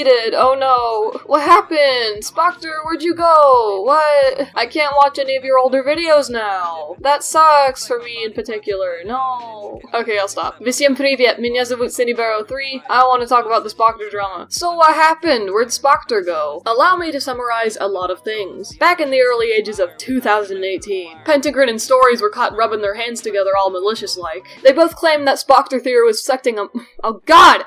They both claimed that Spookter Theory was sexting a minor, that minor being Stories. Stories claimed to be 8 years old, which is not true, but a lot of people believed them. That led to a whole lot of exposed videos coming out, hundreds and hundreds of people just saying the exact same thing, not really understanding what was going on, and then Pondersprocket came in and reeled everyone back in, and said, hey, You're all being stupid. I rewatch those Ponder Sprocket videos a lot. Like, so much. I rewatch them so many times a year. If you haven't watched those videos, please watch them. I need someone to talk about them with. So basically, Pendergrin and Stories made false accusations about Spoctor Theory, and Ponder came in to save his ass. Ever since that situation happened, people have been a lot nicer to Spoctor Theory. But is that a good thing? A little whiles after the Spoctor Theory drama happened, he very slightly changed up his content from being making fun of children to being a little more constructive. He was making videos about broader art topics in the art community, giving more professional sounding advice and criticism. He made a video about me. I don't like that video. He still made rant videos and videos focused on drama, but in general it seemed like he was focusing more on art. As an artist, I appreciated it, except for when he talked about me. Fun fact that no one will care about. In Spoctor Theory's Toxikai video, there's a segment in the video where he basically yells at me for starting the entire drama. I was so upset by that video, I made my own video where I made Spoctor drink my apology soup. It was such a weird thing for me to do.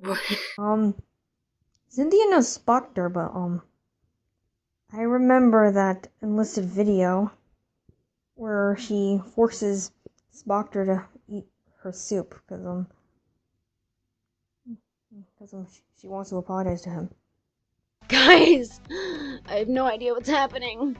My dad made me delete the video because I said the F word in it, and I'm so sad that I don't have it anymore. A few days after the Toxikai video, Spoctor actually DM'd me to make sure I was okay. It seemed pretty nice of him to do, not gonna lie. And then like a week after that, the Spoctor drama happened. The one with all the false allegations, yeah, that one. 'Twas a bit of whiplash for me. But back on topic. 2 of his newer drama videos came off as a bit insensitive. He made a jab at Heat and Mitsuru in his video called My Former Community is Falling Apart, acting as if her anger toward Junkie was unwarranted, while also implying that he was allowed to be angry but she wasn't, downplaying the things that Junkie did to her, claiming he's not taking Junkie's side whilst downplaying his harmful behavior. If you want more information on this, I would watch Heat and Mitsuru's videos. Junkie Lied to Everyone and Listen Lizard. I find myself rewatching those videos a lot too. Heat and Mitsuru is very entertaining. Spoctor also made a video talking about the Peaches drama, in which he completely threw Peaches under the bus. He called her broken. He said she was terrible at managing relationships. While saying both of these things, he had the B-roll of her grooming video playing in the background. He claims he used that B-roll because it showed Peaches looking sad, but it just makes him look so bad. Not only that, but despite knowing that she had no one to turn to, no one by her side, and reaching out on social media was the only thing she had left, Spoctor states that whether she was feeling suicidal or not, she should have kept those thoughts to herself, because she was scaring people.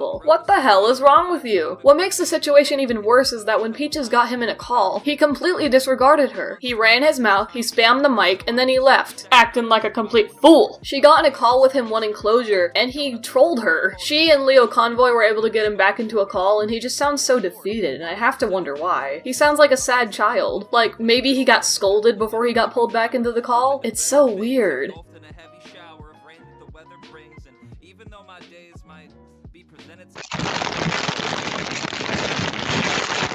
Very weird. Oh, hello? What? Or other forms of mic spamming.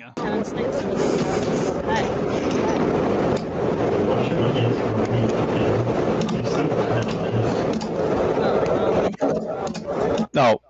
Shit, what the fuck? Alright, so are you calm now? Yeah, Okay. Oh, it's okay. I'm sorry about that.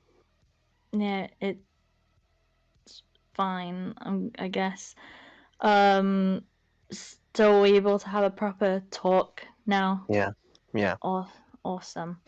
Yeah. He admits that Peaches came to him and gave him information that would have cleared her name. Stuff like evidence, proof, screenshots, and he used none of it. He stated that it was for the sake of PR, but I have no idea what his thought process was on that. Like, that was supposed to make him look better? I genuinely don't understand what he was thinking. You would think, as a commentary creator, talking about a drama, you'd want everyone to have the full story. And Peaches made it easy for you. She gave you the proof herself. Why would you not use it? You didn't even have to dig for it. She gave it to you. Leo Convoy made a video talking about the situation, and he brings up the much more serious allegations. A call had been leaked between Spoctor, Junkie, and Faye Ghost, where Spoctor admits to having explicit images of a 13-year-old. He claims that when he and his ex-partner were minors, they exchanged explicit imagery of each other. Spockter saved these images to a USB drive, and he held on to them long after his 18th birthday. This would mean that Spockter, an adult, was holding on to pictures of a minor, which is illegal. He claims that the USB has been destroyed and is no longer in his possession, but it's still problematic that he had it at all. I feel the need to note, this does not make Spockter a pedophile. Anyone who calls him that is stupid, but he did do something illegal. We can't confirm whether or not he has actually destroyed the drive. I would like to believe he has, but we don't have proof of that. I will also note for any young person watching this video, if you are under the age of 18, you should not be taking naked pictures of yourself. You should definitely not be sending these to other minors. Legally speaking, that is the creation and distribution of pornography. Whoever you send those pictures to could get in a lot of trouble for having them. And in general, you just don't want pictures of yourself being floated around like that. You put yourself in danger by doing that. If you are taking pictures of yourself, stop doing it for your own sake. People also take issue with the way he talked about the situation in the call. When he's asked for proof that he destroyed the flash drive, he jokes about how easy it would be to fake that proof. Not the best time to be making jokes about this, buddy. There's also a lot of concern about the fact that he claims it was sitting on his counter before he found it. When I hear the word counter, I think kitchen. I don't know if this was a poor choice of words, like maybe it was in his room on his desk or on his dresser.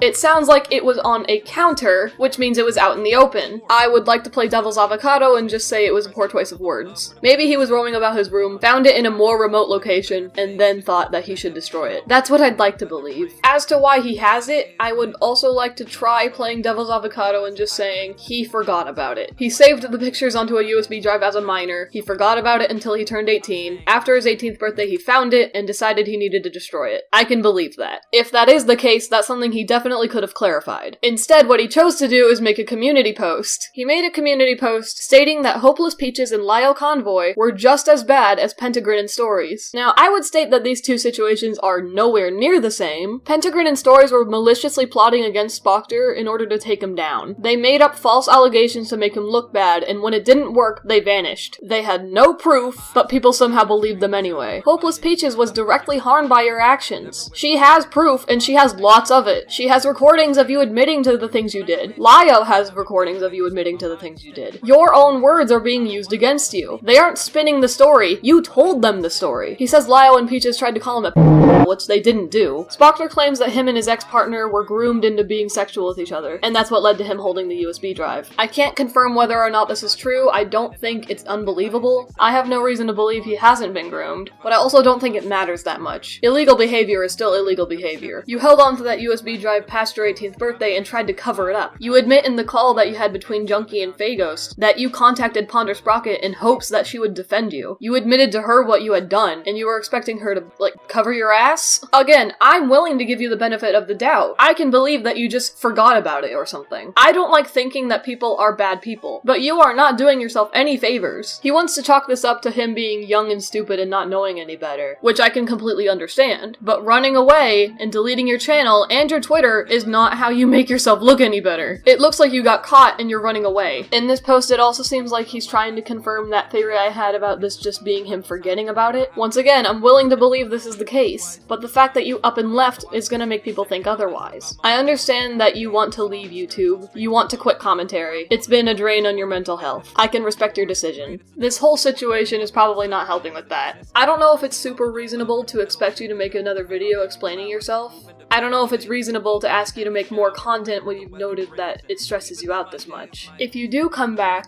for the sake of clearing up your name, there's some things I feel like you should keep noted. Heat and Mitsuru has stated that they do not want an apology. I would instead try to set the record straight, admit to the things that you know Junkie has done, admit that you invalidated Heaton's feelings, state that you were in the wrong, and move on. As for Peaches, I do think you should apologize to her. You threw them under the bus. When she tried confronting you about it, you acted like a total asshole, and then you tried to make her out to be as bad as Pentagrin in Stories. You've hurt her a lot, and you should try to rectify that. I don't know if it's really my place to be talking about this. I don't know if it's appropriate for me to be telling you how to make it up to Heat and Mitsuru and Peaches. What you did is between you and them. I am very much an outsider in this situation. These are just suggestions from someone who was on the outside looking in. I apologize if I'm inserting myself somewhere where I shouldn't be. Those are just my thoughts. As for the USB drive, that'll be a little more tricky to talk about. I would just state the facts. Explain any and all details that you feel are necessary. I'm completely okay with you using the excuse that you were a young kid and didn't know any better. I understand if you downloaded those pictures as a child and then just forgot about them until after your 18th birthday. If that is the case, then probably, yeah, clarify that. The fact that you downloaded those pictures onto a USB drive is illegal, but you were a child. Holding on to those pictures until you were an adult was super illegal, but maybe you forgot. Just admit to what you did, explain yourself, and maybe it'll be fine. A lot of people might not be able to look at you the same way ever again. Some people probably just won't believe your story. Some people might believe you but not forgive you. You could also just run away, I guess. I'm not sure what else I can say. To be honest, I'm a bit outside of my depth. This video probably was not super useful. Maybe it's a bit out of line. I don't know. The choice is yours. Do what you think is right. I am Synnibear03. Baka baka.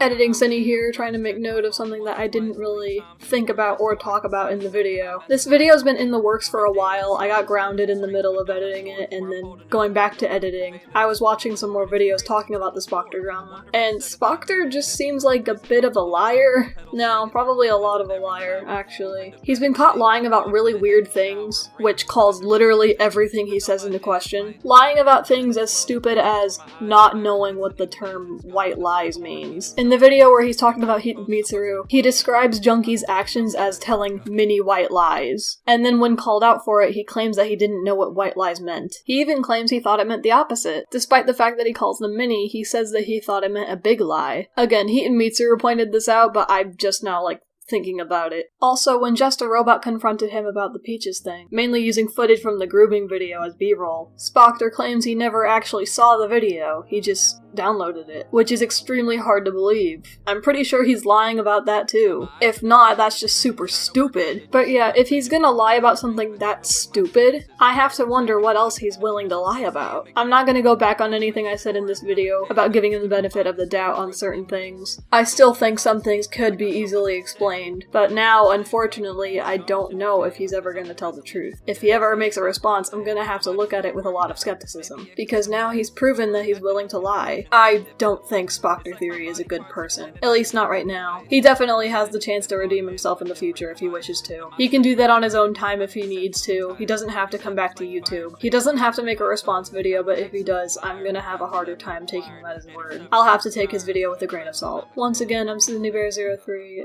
Baka baka.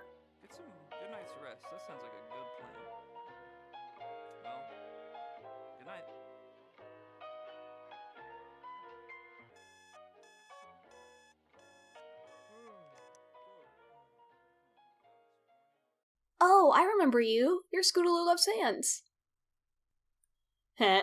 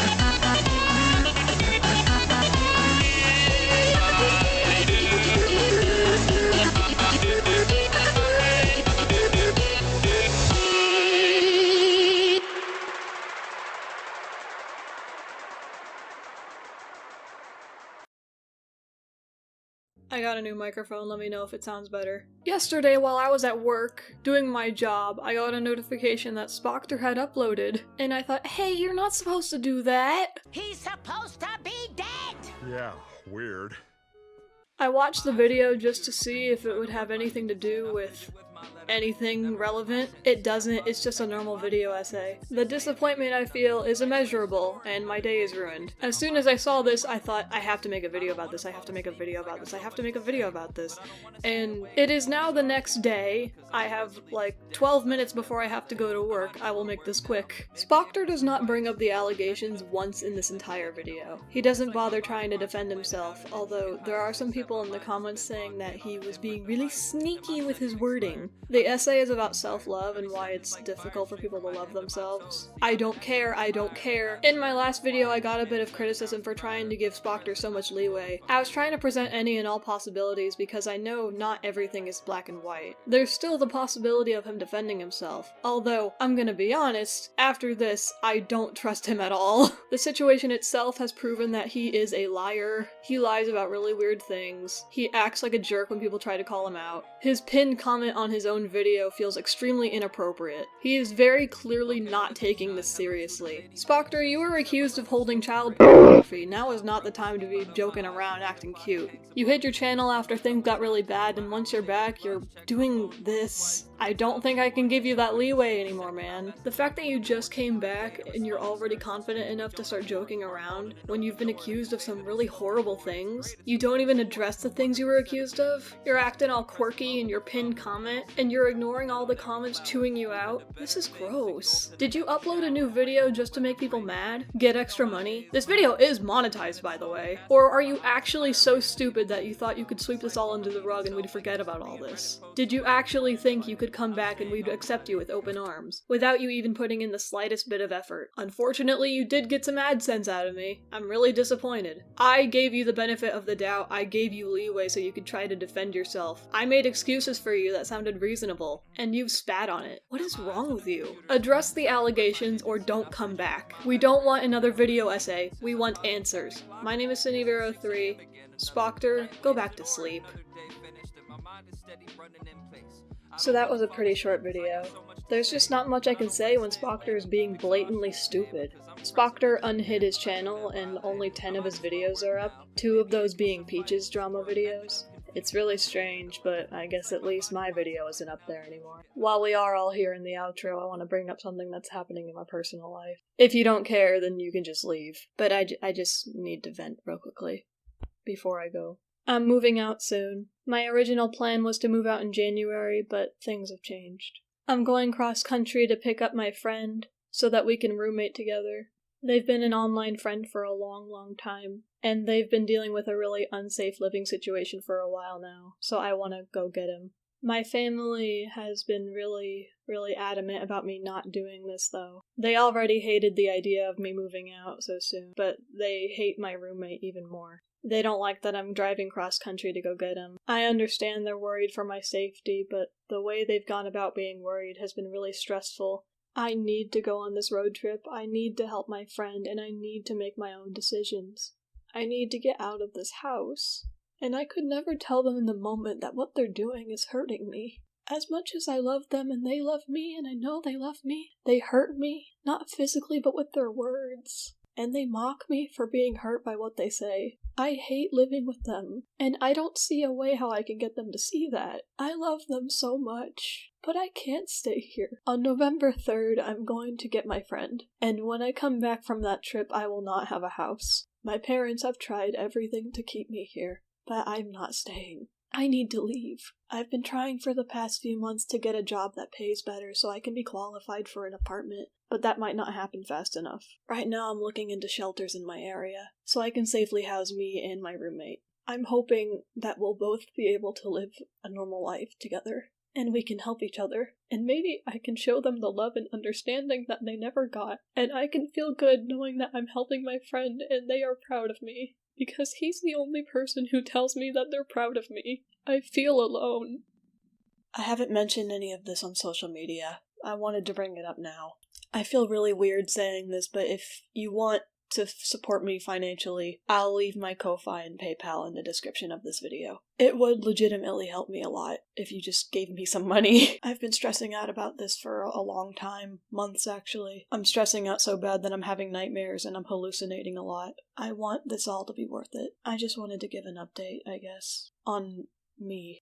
My name is Synnibear03. Baka baka. Before I start the video, I want to say a few things. First of all, I appear to have gotten the weirdest microphone in the world. It keeps switching between different audio qualities, and I'm not really sure what the dealio is. I've had to go back through this video and re-record some things, so if the audio quality switches a bunch, that is probably why. I also want to state that despite the fact that I'm talking very negatively about my parents in this video, I don't want any sort of vigilante justice being aimed toward them. I don't want anyone trying to find out who they are, where they are, any sort of identifiable information about my parents. I want every negative thing to just remain in the comment section of this video. I don't want to put my family in a situation where they feel unsafe. I don't want any harm going their way. This video is not meant to hurt them, it's just meant to vent my frustrations toward them and the situation they've put me in. I'll rephrase it one more time. Do not go after my parents. Do not go after my parents. On with the video. Synnibear03. I don't know how I'll end up wording the title. Whatever it is, whatever you read, it's true. My parents have robbed me. Although they will strongly deny that they've stolen from me. In fact, they've gotten really, really angry whenever I bring up the fact that they've stolen from me. They don't like the way I word it. They would rather I say, I received consequences for doing things that I did. They didn't steal from me. They went through with their word. I'm spinning the narrative to make it seem like they've hurt me somehow. I'm over-exaggerating and trying to make them look like villains. Let me start from the beginning so that it actually makes sense what I'm about to say. A few months ago, I decided I was going to move out, and I did. I'm currently in my own apartment, and I'm doing pretty good actually. Other than some obvious financial issues, I've actually been doing pretty good. From the very beginning, my parents did not like the fact that I decided to move out. They didn't think I was ready to move out. They felt like I was just running away again. Running from my problems, in a way. In fact, my dad threw a big old temper tantrum when I first told him. I went to the basement, he was like sorting through papers, and I brought up the idea and I told him I wanted to move out in January. My therapist recommended that I do it, and I really, really wanted to move out. He got extremely mad when I told him this. He started throwing the papers. He told me to just get away from him, go away. On my way upstairs to leave, I heard him just scream and cuss, and it was just embarrassing. Whenever I complain about this behavior, my parents make excuses for it, like, that's an adult behavior, like, he's reasonably angry. It's your fault for making him act like this. They make it sound like it's adult behavior to be acting like a child. They've also been very vocal about the fact that they do not like my roommate. They've been extremely ableist towards him, implying some really nasty stuff. I really don't want to think about it, but it's true. They've never even met him. In fact, they refuse to meet him. They think he's a violent person, but he's not. Out of respect for my roommate, I'm not gonna go out and say what his issues are, or what my family has said about him, but both me and my roommate found it disturbing. Truly, honestly, I hate the way they talk about him. It's disgusting. Now about my car. The car I have right now is my second one. My first one I paid for in full with my YouTube money, because it was a really cheap car, and at the time I had enough to pay for it. A very wild thing to say, but it's true. I realize how that makes me sound, but yeah. Because I bought my first car in full, I didn't get any credit from it. So I went into buying my second car with no credit. I had no credit score. So I could not get a loan without having my mother co-sign for me. This would be something she would hold over my head for the entirety of me trying to move out. I have never missed a loan payment ever since I got my loan. My mom never chipped in for the loan. As far as we were all concerned, I was completely responsible with how the loan was being paid. And yet, when I brought up the idea of leaving the state to go get my roommate, she didn't trust me anymore with the car loan. And so, my mom demanded that I get her name off of the loan, either by refinancing my car with another bank, or somehow getting her name taken off. I remember when she first said this, she gave me a time frame. She wanted it done by the end of the month, which gave me a few weeks to do it. I tried with the bank to get her name taken off, and it didn't work. I don't remember why, but it didn't.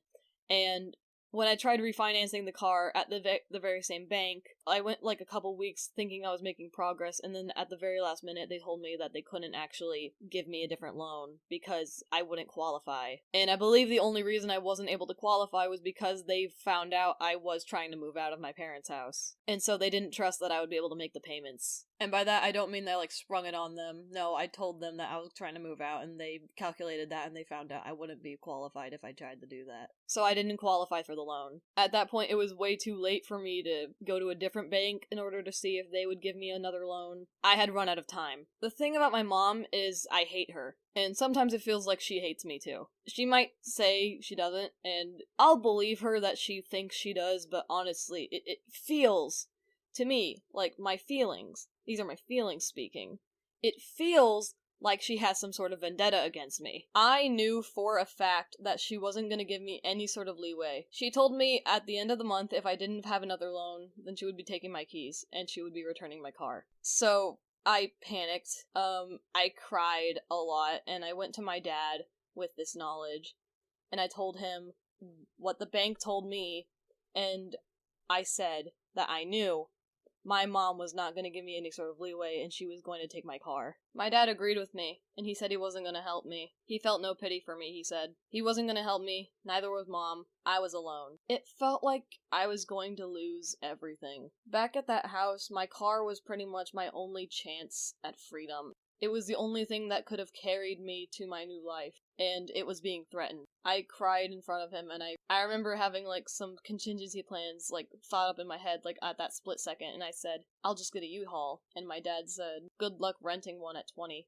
It felt like he was trying to keep me caged. Like, he didn't want me to leave. I told him I'd ask my friends for help, because I had friends who would help me, and he told me I needed to stop leeching off of them. I need to rely on myself. Eventually, my mom did try to take my keys away from me. She didn't try to take them forcefully. In fact, she'll tell you herself that she didn't try to take them, but she did ask for them, and I didn't allow her to take them. I told her no. I told her, I'm not giving you my keys. I had been keeping all my friends up to date on this situation as it was happening, and so a lot of my friends were giving me different advice to use in front of my parents. It felt like I was prepared for this situation, but I really wasn't. I was shaking and crying through a lot of it like a baby, a little piss-pants baby. I told them my name was on the title, so I didn't think they had the right to take my car. I make all the loan payments, so I think I have the right to the car. I was trying to catch them off, like, legally. It kind of felt like that was the only way they would, like, consider it. I was very firm, but I was also panicking.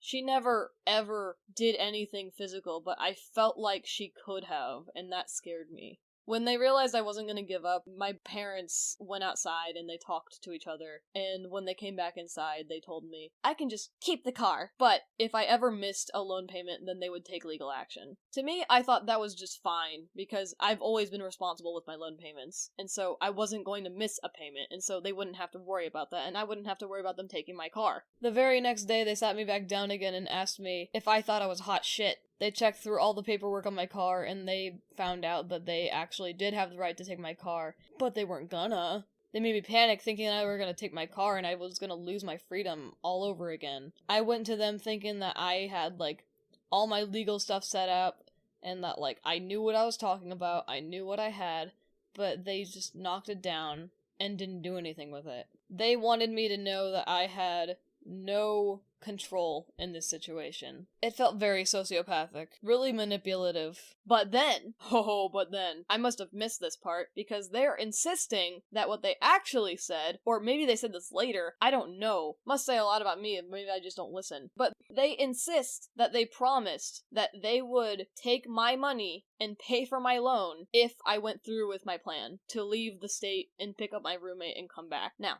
I have no memory of them saying this. I'm not gonna try and, like, play games and say, well, I don't think they did say this. They could have, honestly. I'm really bad at listening to them because I hate them. And in general, I'm just really bad at retaining information. But they insist that they warned me. And so the day came that I left Missouri and I went out to go get my roommate, who was states away. And so this road trip took like 3 days. In the middle of our drive over, I received a text from my mother warning me not to overdraft my account, because they went into my account and they pulled out a $11,000 and maybe 600 more, and they paid off my car loan without my permission. Knowing that I was going cross-country, in the middle of my drive, they took $11,000 from me. The amount of things that could have happened during that time that money could have helped with is a lot. It's a lot. A lot could have happened in that time that I would have really needed all out of that money for. When I first received the text, I didn't know how to react. I didn't know how to respond.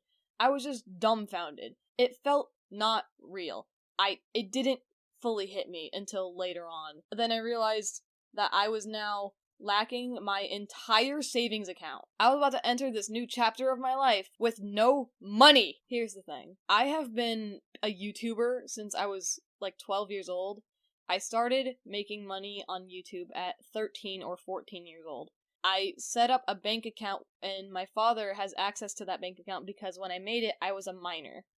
Because I was 13 or 14 on YouTube, and I joined the YouTube partnership program and thus started making money. So I needed a bank account, but I was a minor, so my dad had access to it, you know what I'm saying? And so I never ever considered the fact that my parents would actually take money from me.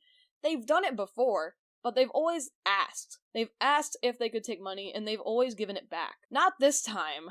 I truly never expected this to happen. It blew me away. I never thought it would be a thing I would have to worry about. All my money is gone, and they don't care. The amount of pissed off I was and am is immeasurable. It cannot be calculated. It was too great. The number too high. Thankfully, I was able to get my roommate just fine, and we made it back safely. At the time of this recording, it is Thanksgiving, and we had a really good Thanksgiving dinner. We did a live stream and everything. It was really fun. But I digress. This entire time, it really did feel like my parents were trying to sabotage me. Like they wanted me to fail, so I would crawl right back to them and tell them how wrong I was, that I should have listened to them, that I should have done what they told me to and just stayed in their house and just listened to their rules and blah blah blah bullshit.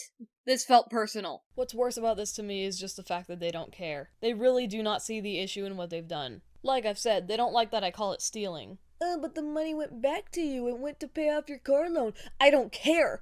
I don't care. I didn't want them to do that. I am now sans $11,000 because they did that. Yeah, my car is paid off, but I could have done that without dipping into my savings so hard that I nearly die. I had a plan. I was paying it off monthly. That should have been my choice to make. Well, why did your parents even still have access to your account? Because I didn't think they would steal from me. Truly, honestly, I didn't see this coming. Yeah, well, they warned you, didn't they? I do not fucking care. That was my money that I've been saving since I was a child. Money I did not want to spend. Money that was not theirs to spend. I don't care that they warned me.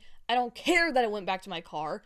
I don't care. Whatever sort of excuse you can make for them, I do not give a shit. The way I see it, this was completely out of line, and they don't care. I've had an issue recently where I unfortunately had to talk to them again. And I brought up the situation again, because they're so confused. They don't understand why I have such an attitude with them. It's completely off their mind. They're really confused as to why I'm being so nasty towards them. I told them I was upset with them because they stole my entire life savings, and they were really unhappy with my wording. They didn't appreciate me spinning the narrative. They were not stealing from me. They were following through with what they said they would do. I don't care. God, I told my mother, I did not want you to spend that money. And my mother responded with, well, we didn't want you to go cross-country. Funny how that works. It feels very spiteful. That call ended up not going very well. In fact, I think I just discommunicated with my entire family on accident. Oops. You see, what happened was I got a flat tire, and when I got a flat tire, I called my dad hoping that he could help me, and I was hoping that he could come over and help me because he wanted me to use a pump that was in my trunk. And when I tried using the pump, I got sealant all over the floor and all over my hands and all over the tire. And so I called him back and told him that the pump didn't work, and I was like not wanting to tell him that I wanted him to come over because I couldn't use the pump correctly. I told him that the pump didn't work and I made a mess, and I should have just told him I wanted him to come over and show me how to use it, but I didn't. I was too embarrassed because this was something he would make fun of me for. And I was kind of automatically assuming that he would tell me to figure it out on my own since I'm an adult now and I've moved out on my own. I'm in the adult world, which is something him and my mother have told me before I moved out, was figure it out on your own because you want to be an adult. Even so, he hadn't rejected me yet, so I had no reason to get like so upset. I'd made an assumption on how he'd respond and thus I didn't give him the chance to reject me, so that was my bad. But still, in the middle of talking to him, he passed the phone to my mother, and as soon as I heard her voice, I hung up. They tried to call me back, but I didn't answer. I was already angry. I was not in the mood to hear both of them lecture me. Cut to the call that happened more recently, where she said, me. Actually, it's your fault that we spent your money. Me. Because they're two separate calls. My dad thought it was really disrespectful that I hung up on them like that. That was so rude. And that I didn't answer when they tried calling me back. That was so rude. That's why I ended up having to talk to both of them. Oops. My mom said something infuriating. Out of nowhere, because we were just talking about the car again. She said, you should probably figure out why you've gotten 2 flat tires in such a short amount of time of owning that car. 'Cause I've never done that. Because I drive like an adult. And then I told her, shut up. Because, oh my god, I wanted her to stop talking. And then my dad took the phone and he said, oh my god, fuck you. And he hung up. He's never said that to me before. And it kind of made me really sad. They tried calling me back like 5 times and I just didn't answer. I was too busy. I was trying to get out of the house so I could go fix my tire. And then he left me a really long text message basically saying that I was turning out just like my birth mother and that I was not allowed to talk to them ever again unless it's to apologize for telling them to shut up. Can you guess whether or not I'm gonna do that? I made a video. You should probably know that I'm not gonna apologize to them for telling them to shut up. I don't think they're watching this. I think if they were watching this, they would have rage quitted by like the first few minutes. If not, then my father's face is probably bright red. He's got his nose all wrinkled up. His face is all scrunched up and red. He's like a bomb. He's gonna blow up. He's got steam coming out of his ears. He's making a 1950s work whistle sound. Probably gonna punch another hole in the wall or something, I don't know. My mother has always treated me like a child. She has never respected me. She thinks I'm an idiot, and she's never been shy about that. She's called me names on multiple occasions, calling me stupid and childish and stupid and stupid and stupid. She says awful things about me all the time. I've complained to her on multiple occasions about the fact that she doesn't respect me, and usually she responds with saying, she'll respect me once I act like an adult, or she'll respect me once I give her a reason to. There was a time when my brother was sent away to a boarding school out of state, and when he came back 1 year later, I was being treated really weird for wanting to talk to him. My mom made really weird comments about the fact that I was trying to have a relationship with my brother after 1 year of being away from him. She was telling me I needed to hang out with people who weren't 15 years old, implying that I had no other friends, which I did, but she never considered them to be actual friends. I've also just never been able to have a healthy relationship with my brother. When he was younger, he was always a liar and a thief, and he was always stealing from his family and friends, and that got in the way of us having a good relationship. He was constantly in trouble, and I hated him for taking everything from me. That's why he was sent away, because the boarding school was supposed to help him. And it looks like it did, honestly. It was very noticeable when he came back. He just felt like a different person. I wanted to get to know this person, so I was hanging out with him a lot more frequently. And for some reason, I was being, like, chastised for it. Like, my mom didn't like that I was hanging out with him so much. To the point where she was basically just calling me weird for wanting to hang out with him. Implying I had no friends, implying that I was making him stupid. I will never understand why she did that.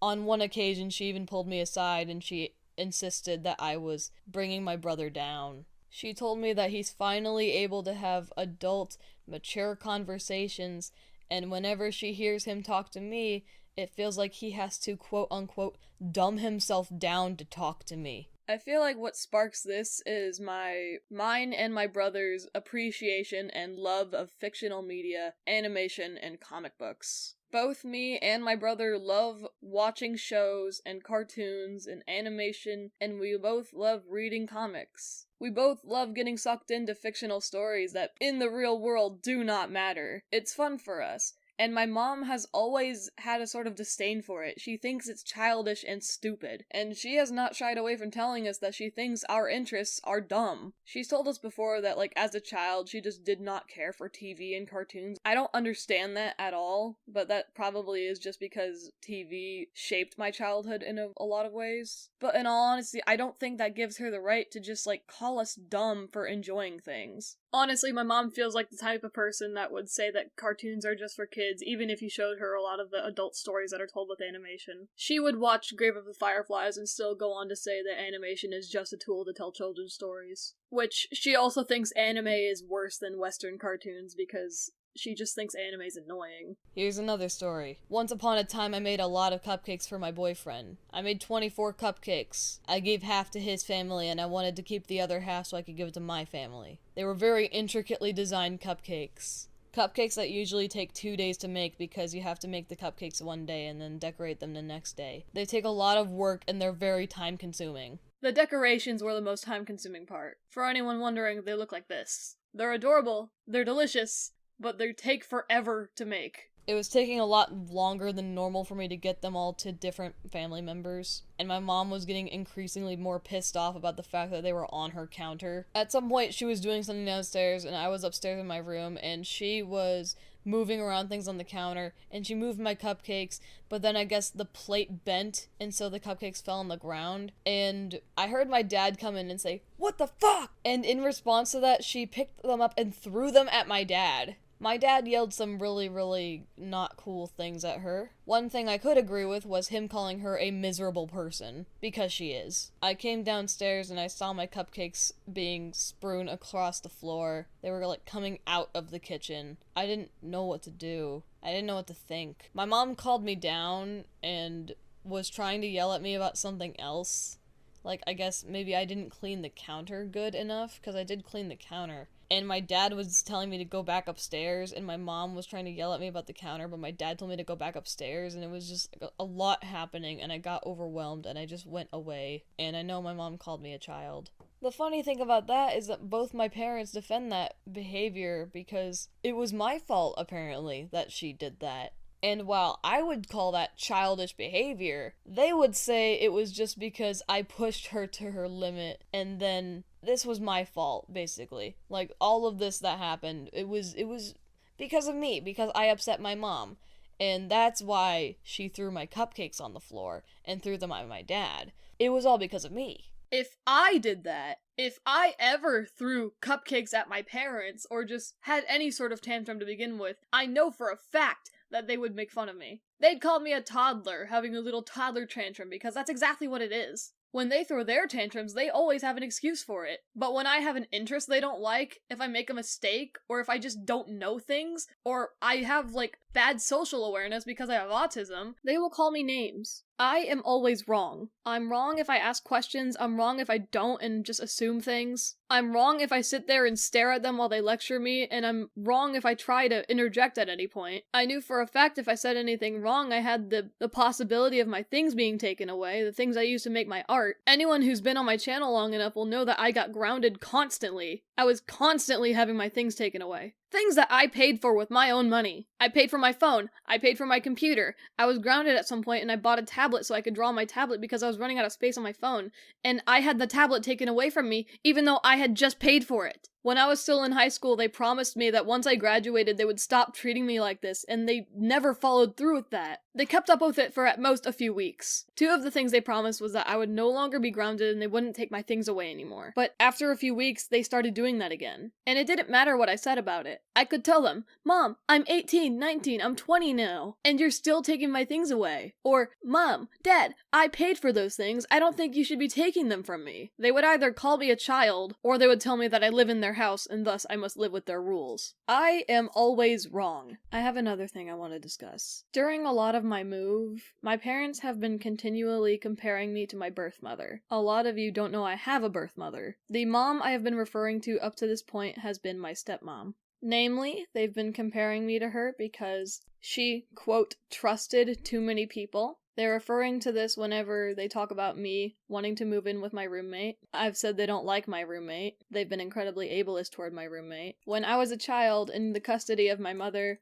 she would surround us with really bad people. People who did drugs. People who would hit her. Sometimes those people hit me, and they did other really awful things to me. Things that I'm not really quite sure if I remember. And that scares me. She surrounded us with very dangerous people. And I don't think it's fair to compare them to my roommate, especially when they don't know him. I don't think it's fair to compare a young man who has a couple mental disorders to a large group of men who have done unspeakable things. It's not comparable. It's just not. Months ago, when I was in the kitchen eating a cupcake, because I could eat a cupcake if I wanted to, I overheard my parents talking to my brother, yelling at him actually, because he had stolen some miscellaneous things around the house. He had relapsed. I stated earlier that we sent him away because he was constantly stealing and lying. I have a feeling he's just a kleptomaniac. Especially because he doesn't even know why he stole the things that he stole. What he took was, like, he took the blades from X-Acto knives, he stole thread and magic eraser sponges, just completely useless things that he wouldn't have anything to do with. But he took them anyway, and my parents were furious. She kept referring to both of us, even though I wasn't in the room where she was talking. She kept saying, "You two, both of you." She was saying that both of us were turning out just like our birth mom. I don't exactly remember what the comparison she was making was toward my brother and my birth mom. Maybe just that they both, like, did whatever they wanted. I don't know. I also remember her basically just saying that we looked up to her, and that must be why we're both acting so much like her. Acting like a total bitch. Now that I'm moved out, I feel so bad for my brother. I have no idea what's going on in that house, and I really, really hope that he's doing okay. I'm glad I'm no longer in that house. I'm glad that I'm with a roommate who actually likes me, and we can both just comfort each other over our families being absolute trash. I feel good in this new living space that we've created. And while we did have, like, a really rocky start, what with my money being stolen, I think we're doing good so far, and I think we're gonna continue making it better for both of us. One thing I really love about my parents is that whenever they screw me over, they keep texting me and telling me things like, "We're praying for you, you're in our thoughts, we're thinking about you." Like, shut the hell up. Anytime I think about you, I get angry. You are using your religion to excuse the fact that you have verbally abused me and my brother for 4 years. Sure, I can appreciate some of the things that you did for me, like helping me be able to wear shorts for the first time in years. That was cool that you did that. I liked that you took me to Texas. That was pretty cool. I like Texas. I sneezed a lot while I was there, but it was still a pretty fun experience. I can appreciate the fact that you put me in a house and you gave me clean water to drink and food to eat, and every single day I would know exactly where I was gonna sleep that night. That was cool that you ddid that. Everything else though? Fuck you. Anytime I talk to either of you, I feel like absolute garbage. Of course, I love my parents. I love my parents. I love that they gave birth to me. I love that they took me to my doctor's appointments. I love that they got mad when they found out I got the COVID vaccine and actively shamed me for doing that. I love how one day when I was supposed to pick up my brother and I got distracted because I was vacuuming my room and I picked him up like a few minutes late, when I came back to the house with him, my parents called me every name under the sun, called me selfish and disgusting, and for some reason kept referring to my brother as their kid, almost feeling like they were excluding me from the family. They threatened to kick me out. I love how when I asked my brother to clean the bathroom because he made a mess in it, my mom got pissy with me, and when my brother tried to defend me, he got in trouble. And when I tried to defend him for defending me, my mom threatened to kick me out again. I love how when I asked my parents if they'd ever accept me if I came out as gay or trans, they straight up told me no. I love how they used to shame me for having the friends that I had because they would always refer to them as damaged people. I love how my parents refer to anxiety as weakness. I love how they've been teaching my brother to be bigoted toward the LGBTQ+ community, and whenever I call him out for saying really horrible things, my parents will tell me that I'm being strangely tolerant of gay people but not tolerant of my own brother. I love how when I complained to my parents about almost getting doxxed by a family member,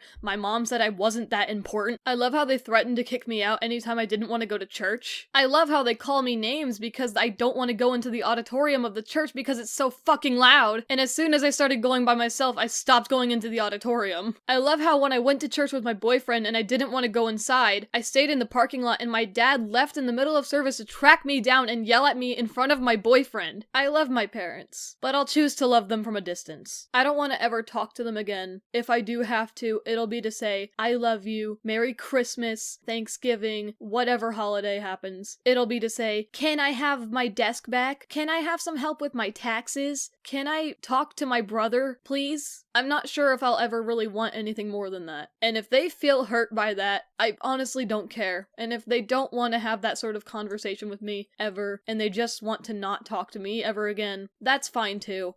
I don't need them. I'm doing just fine on my own. My name is Synnibear03. Baka baka.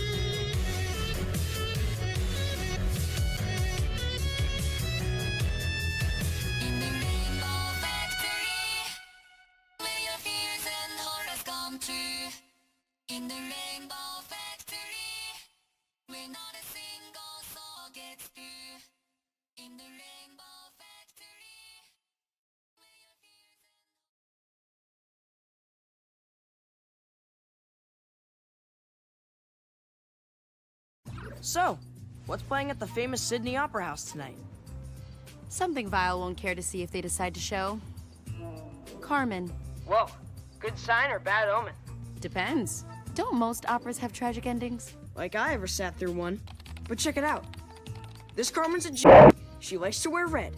And she hangs— Whoa. Player, you can't say that. Say what? Yes, that. Player, you cannot say that. Why not? Because it's a slur. It is? Against who? Against the Romani. You cannot say that word. Oh my god, I'm so sorry. I'm not the one who should be accepting your apology. Jesus Christ. Let's pretend I didn't say it. We'll move on with the mission. I won't say it ever again. I'm putting you in timeout. I gotta go. Show's about to start. Oh my god. Action Man. Who the hell's that? Oh my god, no, it's Synnibear03.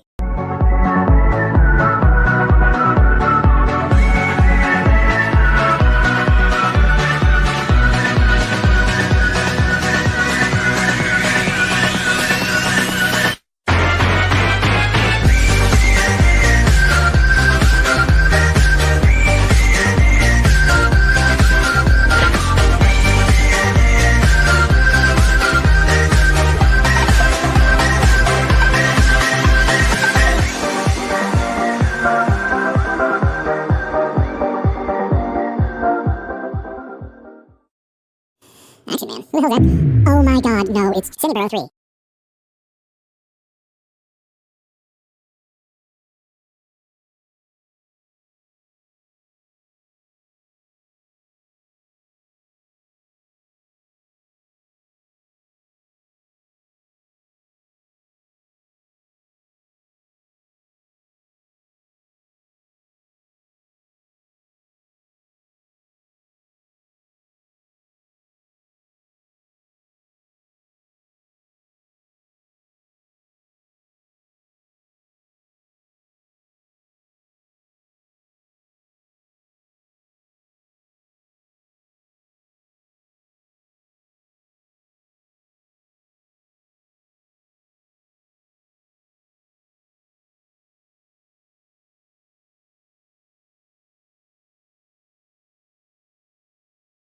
I was going to make a video talking about a recent document that was released about me, but the situation has gotten much more serious as I realize the damage that I've caused.